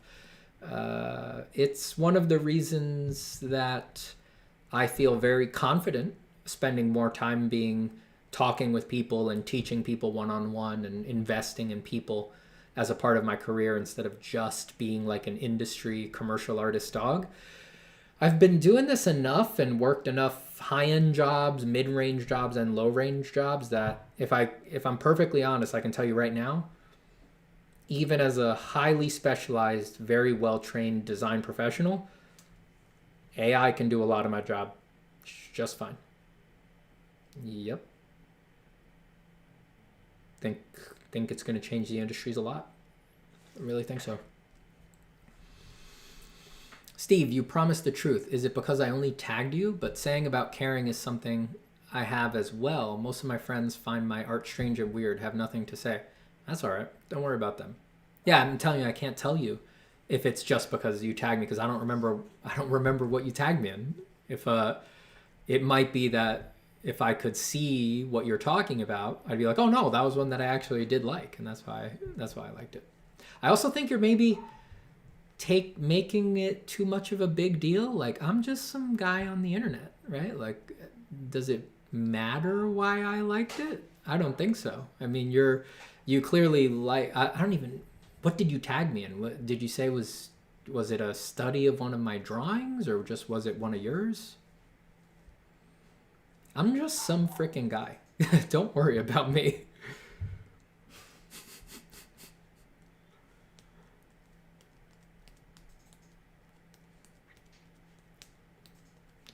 We're no strangers to love. You know the rules, and so do I. But it is hard to register opinion of people who are not at least interested in art. Yeah, don't worry about them.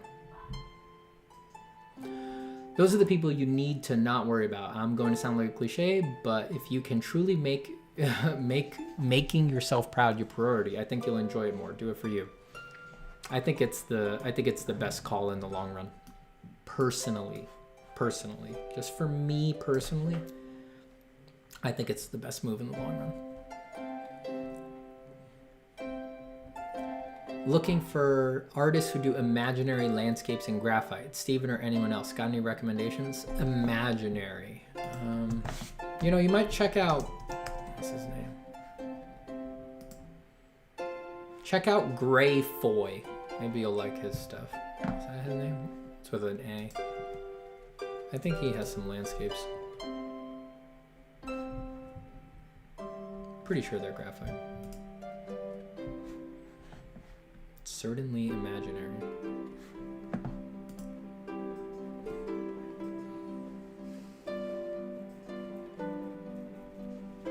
Hey, Art Focus. How did Bloodborne influence your art and design thinking? I think the big design influence it gave me was because I was already influenced by a lot of the same things Bloodborne was influenced by, right? Like Lovecraft and Lovecraftian design and Eldritch horror and stuff like that. I had already found my way to those things before I was introduced to Dark Souls or Bloodborne or anything like that. That's actually before I ever played any From Software game. I used to get comments on my art of people saying reminds me of Dark Souls, and I used to get offended because like, oh, why do people always say it reminds me of something? I didn't know what Dark Souls was, right? I just was having a gut reaction to the fact I was getting this same comment over and over again. And when I would Google it, I would just see knights, right? Because you search Dark Souls, you just see the basic knight armor. I was like, it's just medieval stuff, and they think it's Dark Souls. Like, now that I've played it, I get what they're referencing. It's like, oh yeah, it's you know, beasts with their stomachs ripped open and howling monstrosities and things like that. I just didn't know that was in there. So my design sense had sort of already been established before that. But I think the big thing that it did for me with design was it showed me that stuff can really go mainstream, because before them, when I was doing it, I was like, I'm just doing this because it's just for me, and I know it's not appealing to most people. People don't like this kind of thing, and I just don't care. And then Bloodborne showed me like, no, people like it, it's cool. And I was like, nice. That did a lot for me, I would say.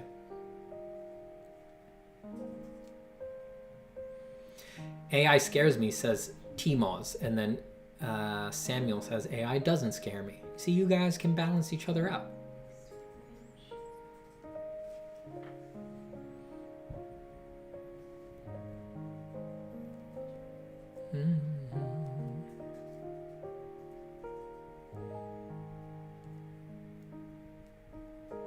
Without sounding like an ass, I do believe people's experience with science fiction has warped their view on what is possible with AI. I'm not basing what I'm saying on sci-fi stuff. I do read a lot of sci-fi, so I can see how that would be. I'm just basing it on what AI can already do. It's like these generative adversarial networks, like they've arisen in like the past 5 years, or is when they entered my field of awareness, and I've just seen them get exponentially better. And just looking at the past, not blending in any sci-fi stuff, yeah, I'm just extrapolating on what they've already done. I don't see any part of art that they won't be able to replicate or get involved with. I think they'll be a huge game changer.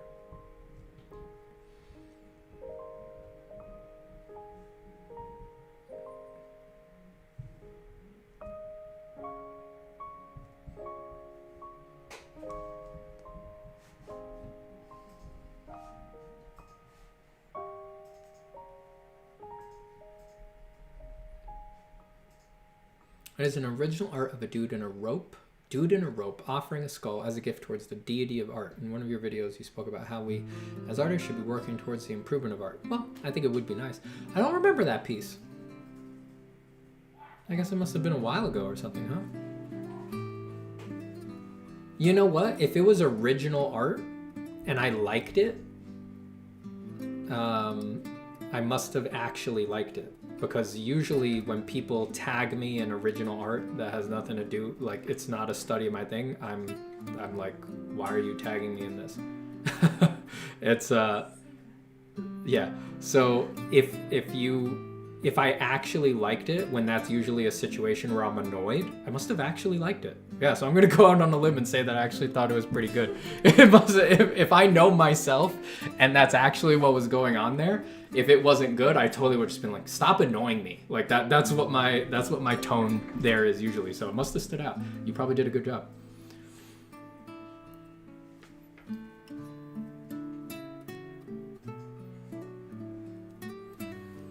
Corey says, ooh, speaking of Bloodborne, are you excited about Elden Ring? I sure am. Can't wait to get my hands on it and inspired. I am excited, but I probably won't be playing it for a while because I want to play it on the PS5, but it doesn't seem likely that I'll be able to get one anytime soon. So I'm just not, I don't have Go Fever to be there on day one, even though PvP and co-op's always good right at the start. But I'm just going to let that go, and I'll just wait patiently until I can get a PS5 at its manufacturer-suggested price, and then I'll play Elden Ring. And Demon Souls, the remake.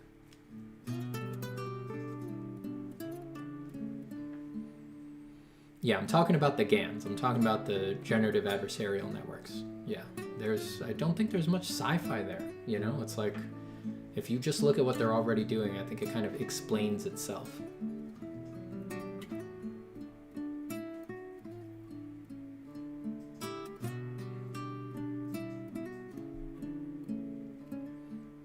I guess I'm not scared of change and my work becoming obsolete. I'm not scared of AI, I'm scared of change and my work becoming obsolete. Yeah, I get that. That's why I say, put it in here. Make it less about, like, I don't know, I feel like I'd keep making art even if it was totally obsolete and my art was irrelevant and nobody cared. It's a different kind of process for me. It's not really about external things like that. It's just an internalized drive at this point. So if the idea of obsolescence is connected with your art, yeah, I think there is something to be afraid of there, if I'm perfectly honest. And I would advise, get out of there. Stop. Don't let it be relevant. Protect your art from the adventitious winds of fate by making its number one priority the joy that it produces in your heart. I think that's the thing that will always keep it safe and healthy and keep it going for as long as possible. Are you familiar with Hieronymus Bosch? I sure am. He's great. Not a lot of Bosch paintings, right? But super influential. I like his stuff. Sean Fitzpatrick says, what do you think people's roles in art will be when AI grows in the future? I think there will be less, I think people will do much less image making and they will sort of graduate to directorial roles. I think, whereas a kid in their bedroom might make a panel comic on printer paper, that same kid, once once the GANs and stuff like that, AI with heavy air quotes, evolve a bit more, I think that same kid will be sort of directing maybe an animation or making like a little TV show, because yeah, I can totally foresee there just being an app where you just type in, give me a slow zoom on a New York City alleyway, and it just makes it for you, man. So yeah, I think that kid I think that kid in the current era is making a panel comic on printer paper. That same kid with those same interests and those same drives will be making an actual animation in his bedroom at like age 9 or something. I think that's what will happen. And I think that will just propagate forward. It'll push forward.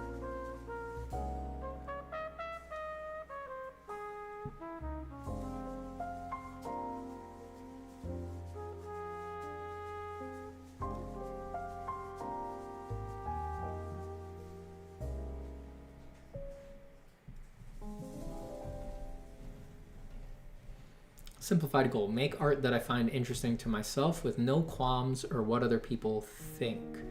Not easy at all, but I can do that forever. If it finds a place in the industry someday, great. Yeah, that's the thing. It's like the industries are, no one understands them, and they're based on luck and trends and what makes money, and it's like all of that stuff is, you can't guess at it, you can't control it, you can't predict it. It's chaos. It's all real chaos. Don't let that, or at least be very slow to let that determine what you do and do not do with your art. I would be very, very cautious about that. Instead, internalize. And then because you've internalized your goals, yeah, you'll be able to do it forever, which will mean you can get a lot better. Then because you're a lot better, you'll be available for a lot more opportunities, and then we'll see where things go.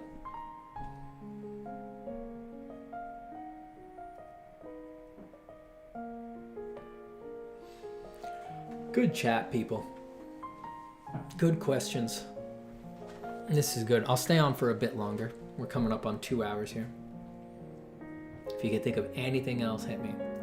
Sir, if I might have made you angry towards yourself because my art might have been something you like, it was around the time you made the pieces with the face on the trees and these Gustavo Dore monks. Like I said, just assume I liked it. It sounds like I liked it. Sword Panda 7. Panda 7. I once got a like from Leonid Efremov. Leonid Efremov.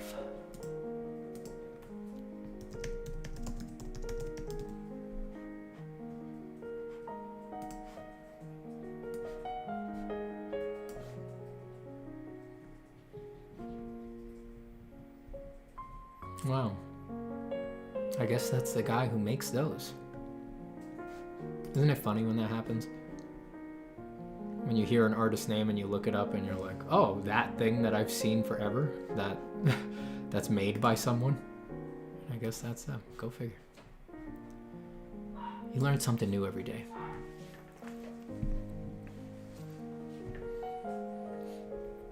On the other hand, if digital art becomes more and more automated, wouldn't that make traditional even higher in value?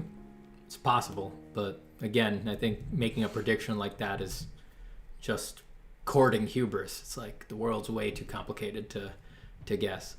Because art isn't inherently valuable just because it's traditional. It's like, you know, there's plenty of artists on Instagram selling beautiful pencil drawings that are, you know, some of the best in history, and they're selling them for like a couple $100, and people think that's like what you're supposed to charge for that. Like, no, things are not inherently valuable because they're traditional.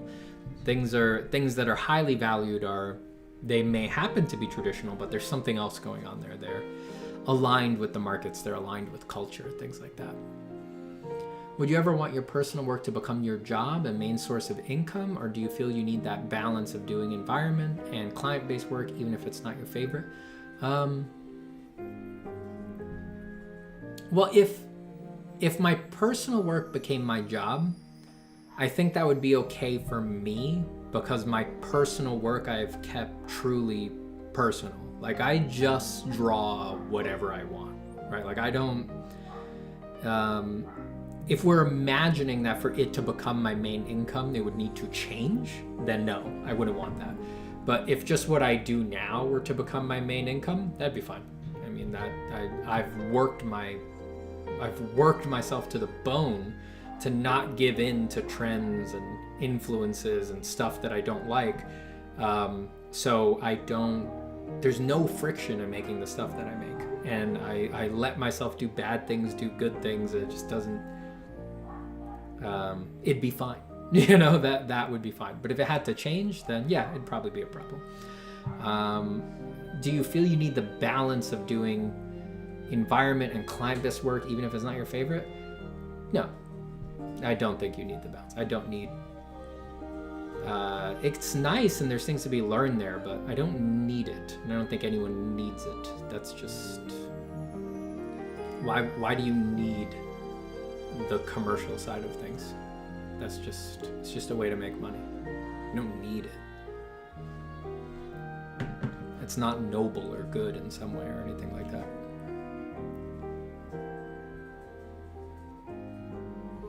I feel like it's concerning how little the people who use new tech care what they contribute to. For example, when POS became cheaper, it didn't make goods cheaper. It just meant they could make more money. I don't know what POS is.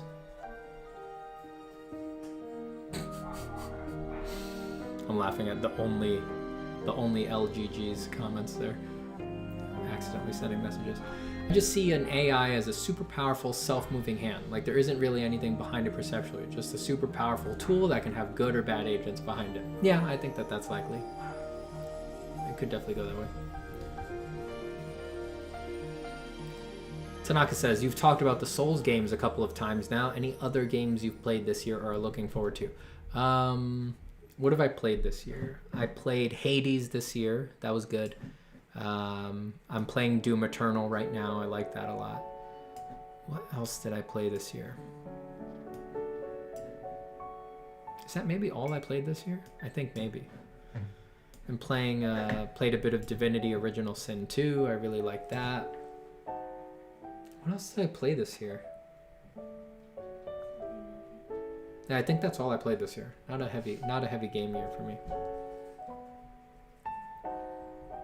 What do you think about Elon Musk? I don't know. I mean, what does the opinion of the ant matter to something bigger than an ant?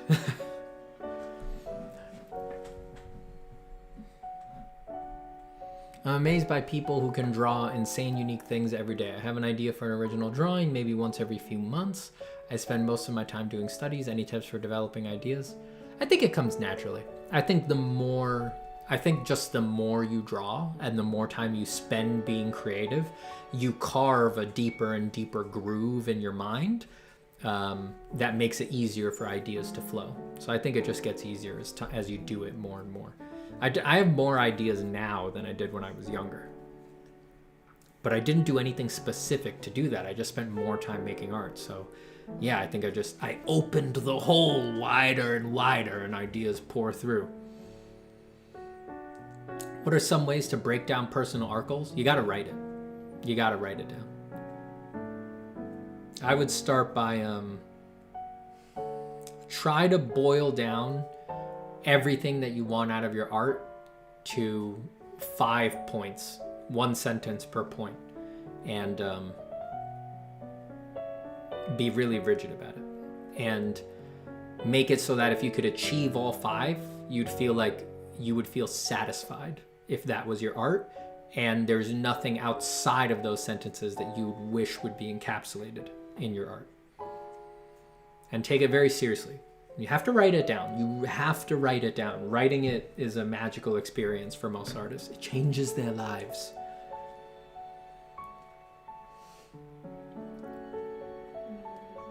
In the future, you could certainly train an AI to operate a machine which paints with physical tools the traditional way. Sure, you could train them to do anything.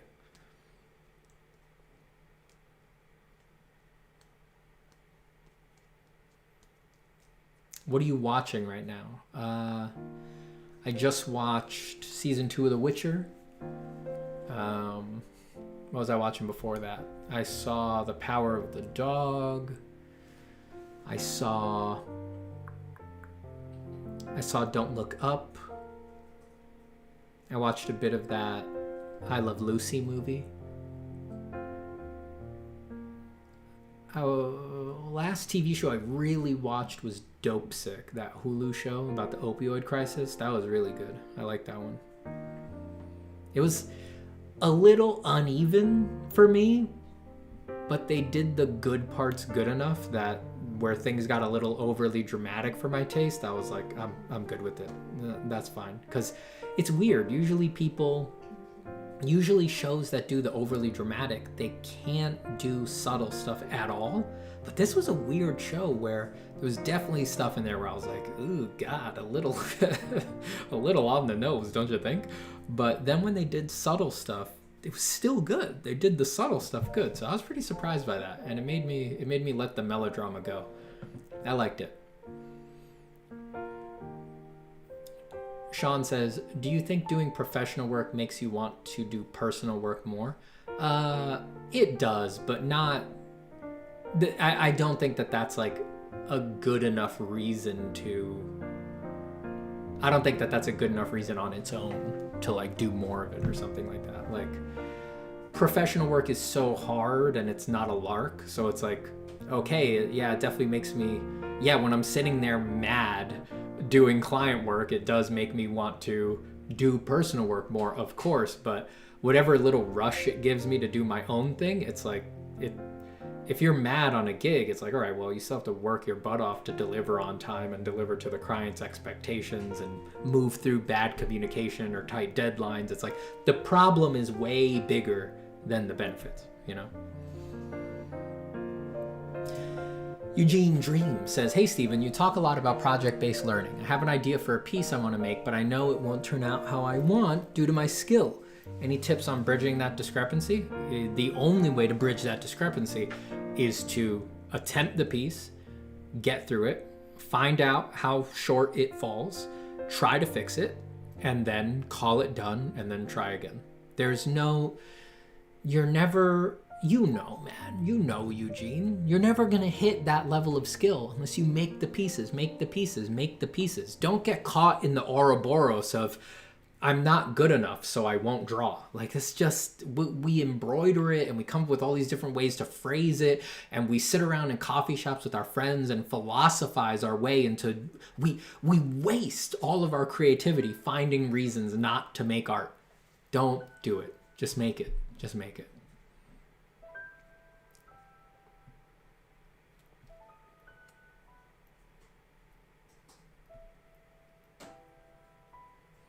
I have multiple projects I'm really excited about, but I keep getting stuck whenever I try to do anything other than writing or doodling random ideas around it. How do I actually do the project? Put it on a deadline if you can. It's not easy. It's not easy. I've tried everything.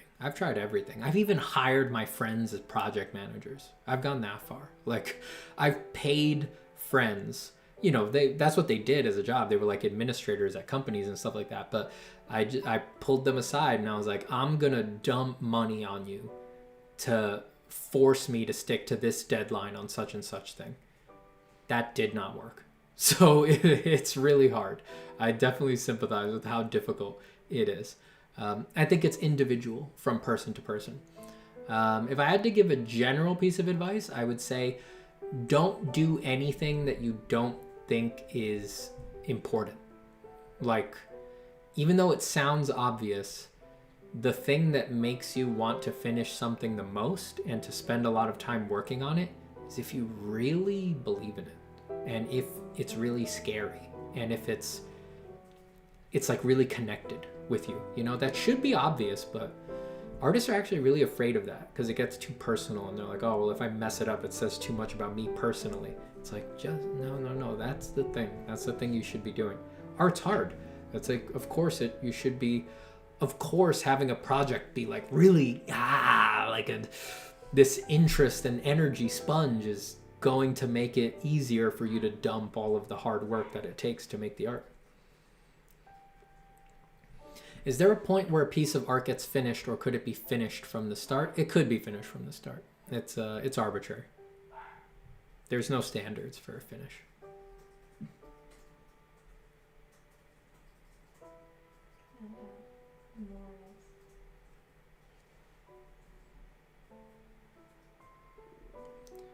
Tanaka says, have you considered maybe doing game streams on this or on an alternate channel every once in a while? Or are games strictly me time in your eyes? I don't know. Maybe I'll do that someday. I don't think anyone's here to watch me play video games. I'm pretty sure people are more interested in my art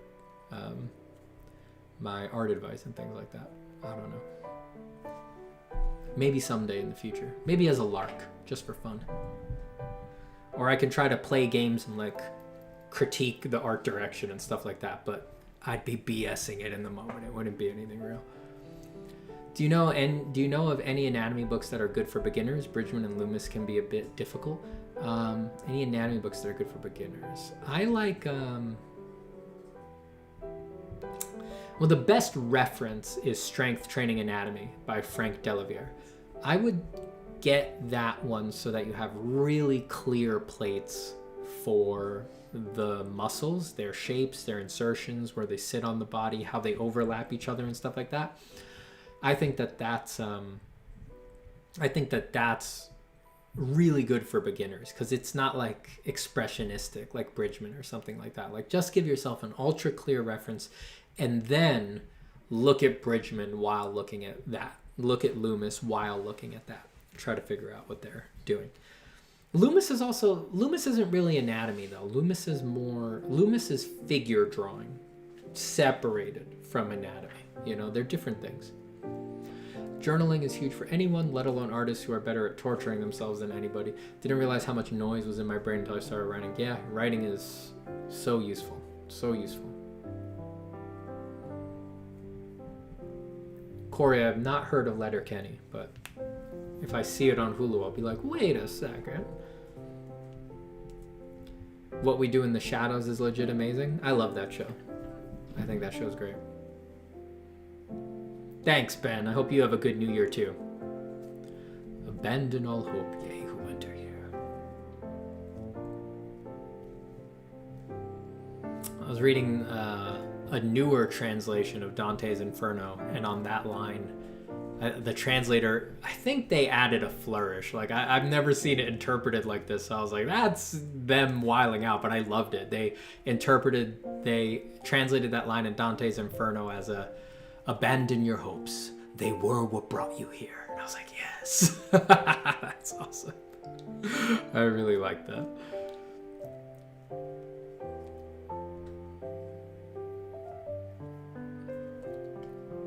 The book that I mentioned was Frank Training Anatomy by Frank Delavier. I'll write it.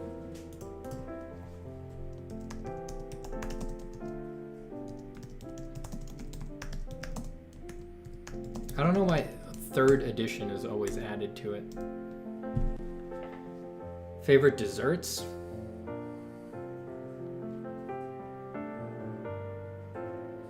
Desserts. I guess I'm not a big dessert guy. I just like potato chips. They're what I'd eat them before. I'll eat them before bed, in the morning. Just like they're dangerous for me to have in the house. Yash, that's so sweet. I'm your favorite YouTuber streamer. You have excellent taste. Excellent, excellent taste. Brand says, I wonder why people, myself included, gravitate to horror dark art so much. I'm no devil worshiper, but man, if it doesn't look cool. I mean, that's why I do it.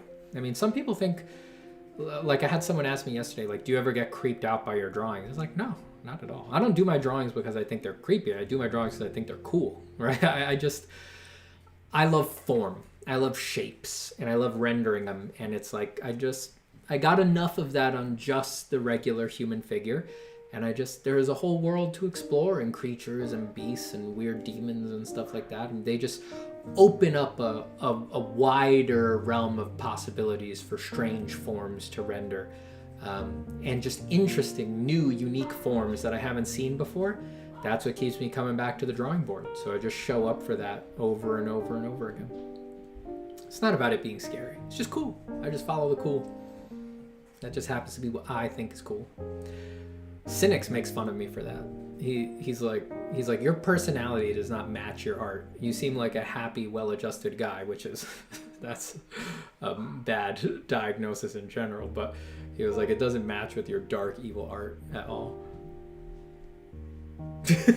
Shake your head at me.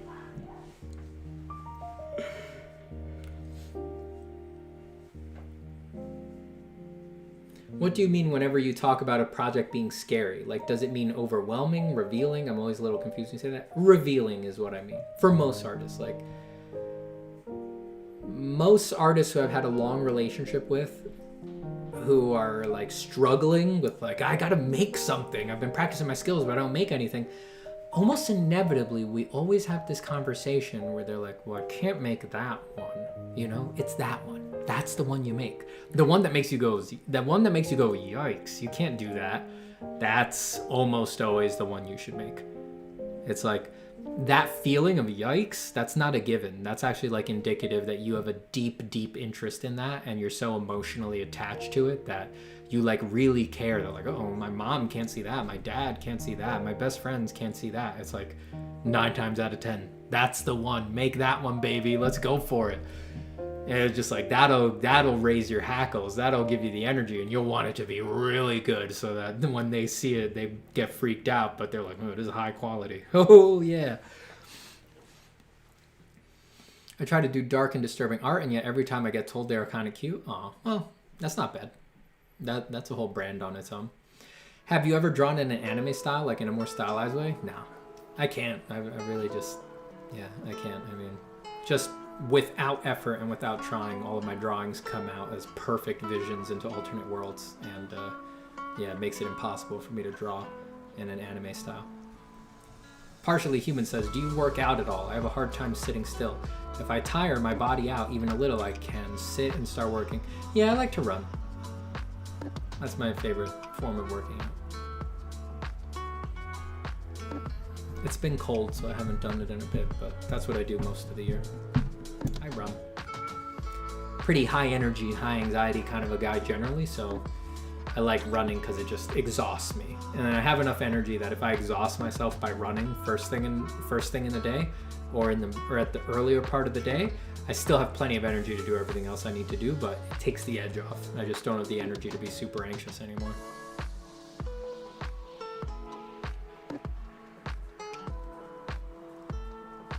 Who introduced you to art? My sister. Or how did you start when you were young? Yeah, my sister drew a cat for me. That's my go-to story there. And the rest is history.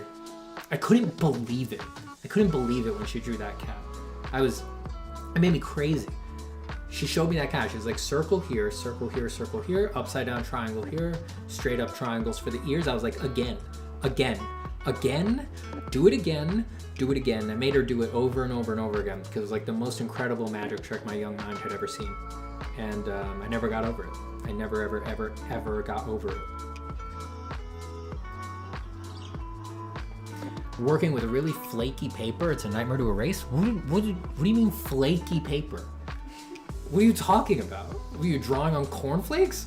Get out of here. I'm ending the stream. That broke my back. That was the straw that broke the camel's back. I can't believe you said that. Flaky paper. I don't need to put up with this. I'm out of here. It's over now. Merry Christmas, everybody. And a Happy New Year's, if I don't see you before the new year. Could you draw a cat next stream, even if it's like a 20-minute stream? Yeah, I'll draw a cat right now to say goodbye.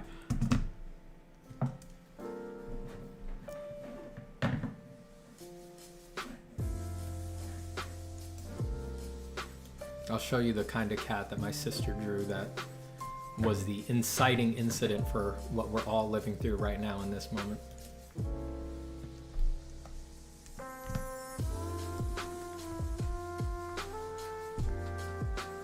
It was one of these.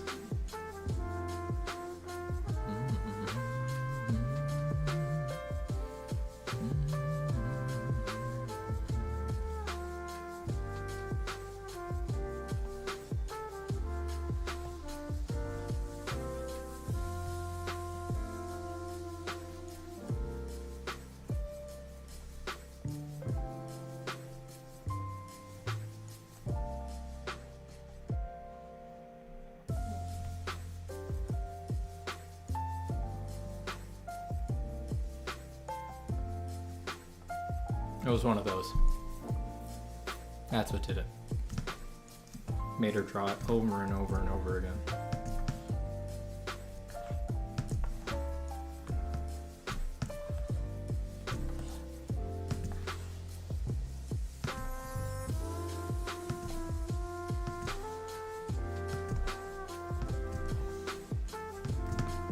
And the rest is history. Haven't stopped ever since. Fell in love with those kitty cats. I guess I never really fell in love with kitty cats, but I sure fell in love with drawing. And I love the magic of like, if you just draw a triangle, the viewer will interpret it as a real thing. Huh. Never got over it.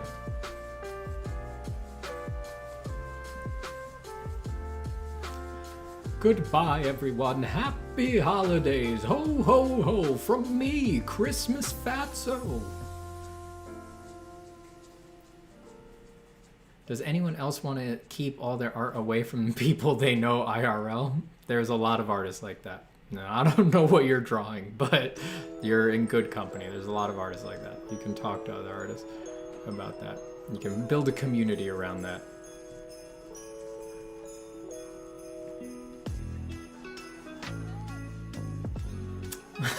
He's still got it. He's still got it, baby.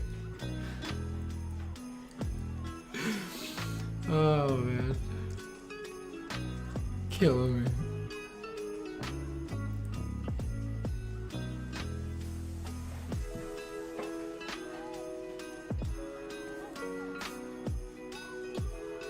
Bye, everybody.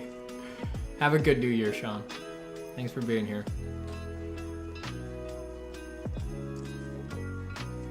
Thank you, Brand. Bye, Emoji. Bye, Arctic Monkey. Bye, Rahman. Why do you recommend drawing lessons from the old masters? That book by Robert Beverly Hale is, it's one of the only books that teaches design. There's only a couple others. There's like a Picture This by Molly Bang. I think that's what it's called. That teaches design principles. But drawing lessons from the old masters, Robert Beverly Hale talks a lot about lying in that book. And not a lot of other books explain that, right? A lot of other books make it seem like if you just do this in the right steps and the right process, you also will draw well. And it's like, Robert Beverly Hale gave the whole game away. He was like, you must lie beautifully. You must change what you see in reality. You must come up with ingenious deceptions. And it's like, that's what's up. That's what it's all about. That's what it's all about.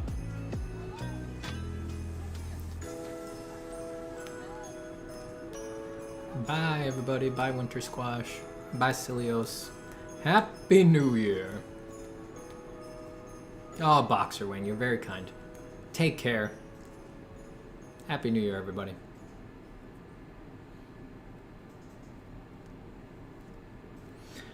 All right.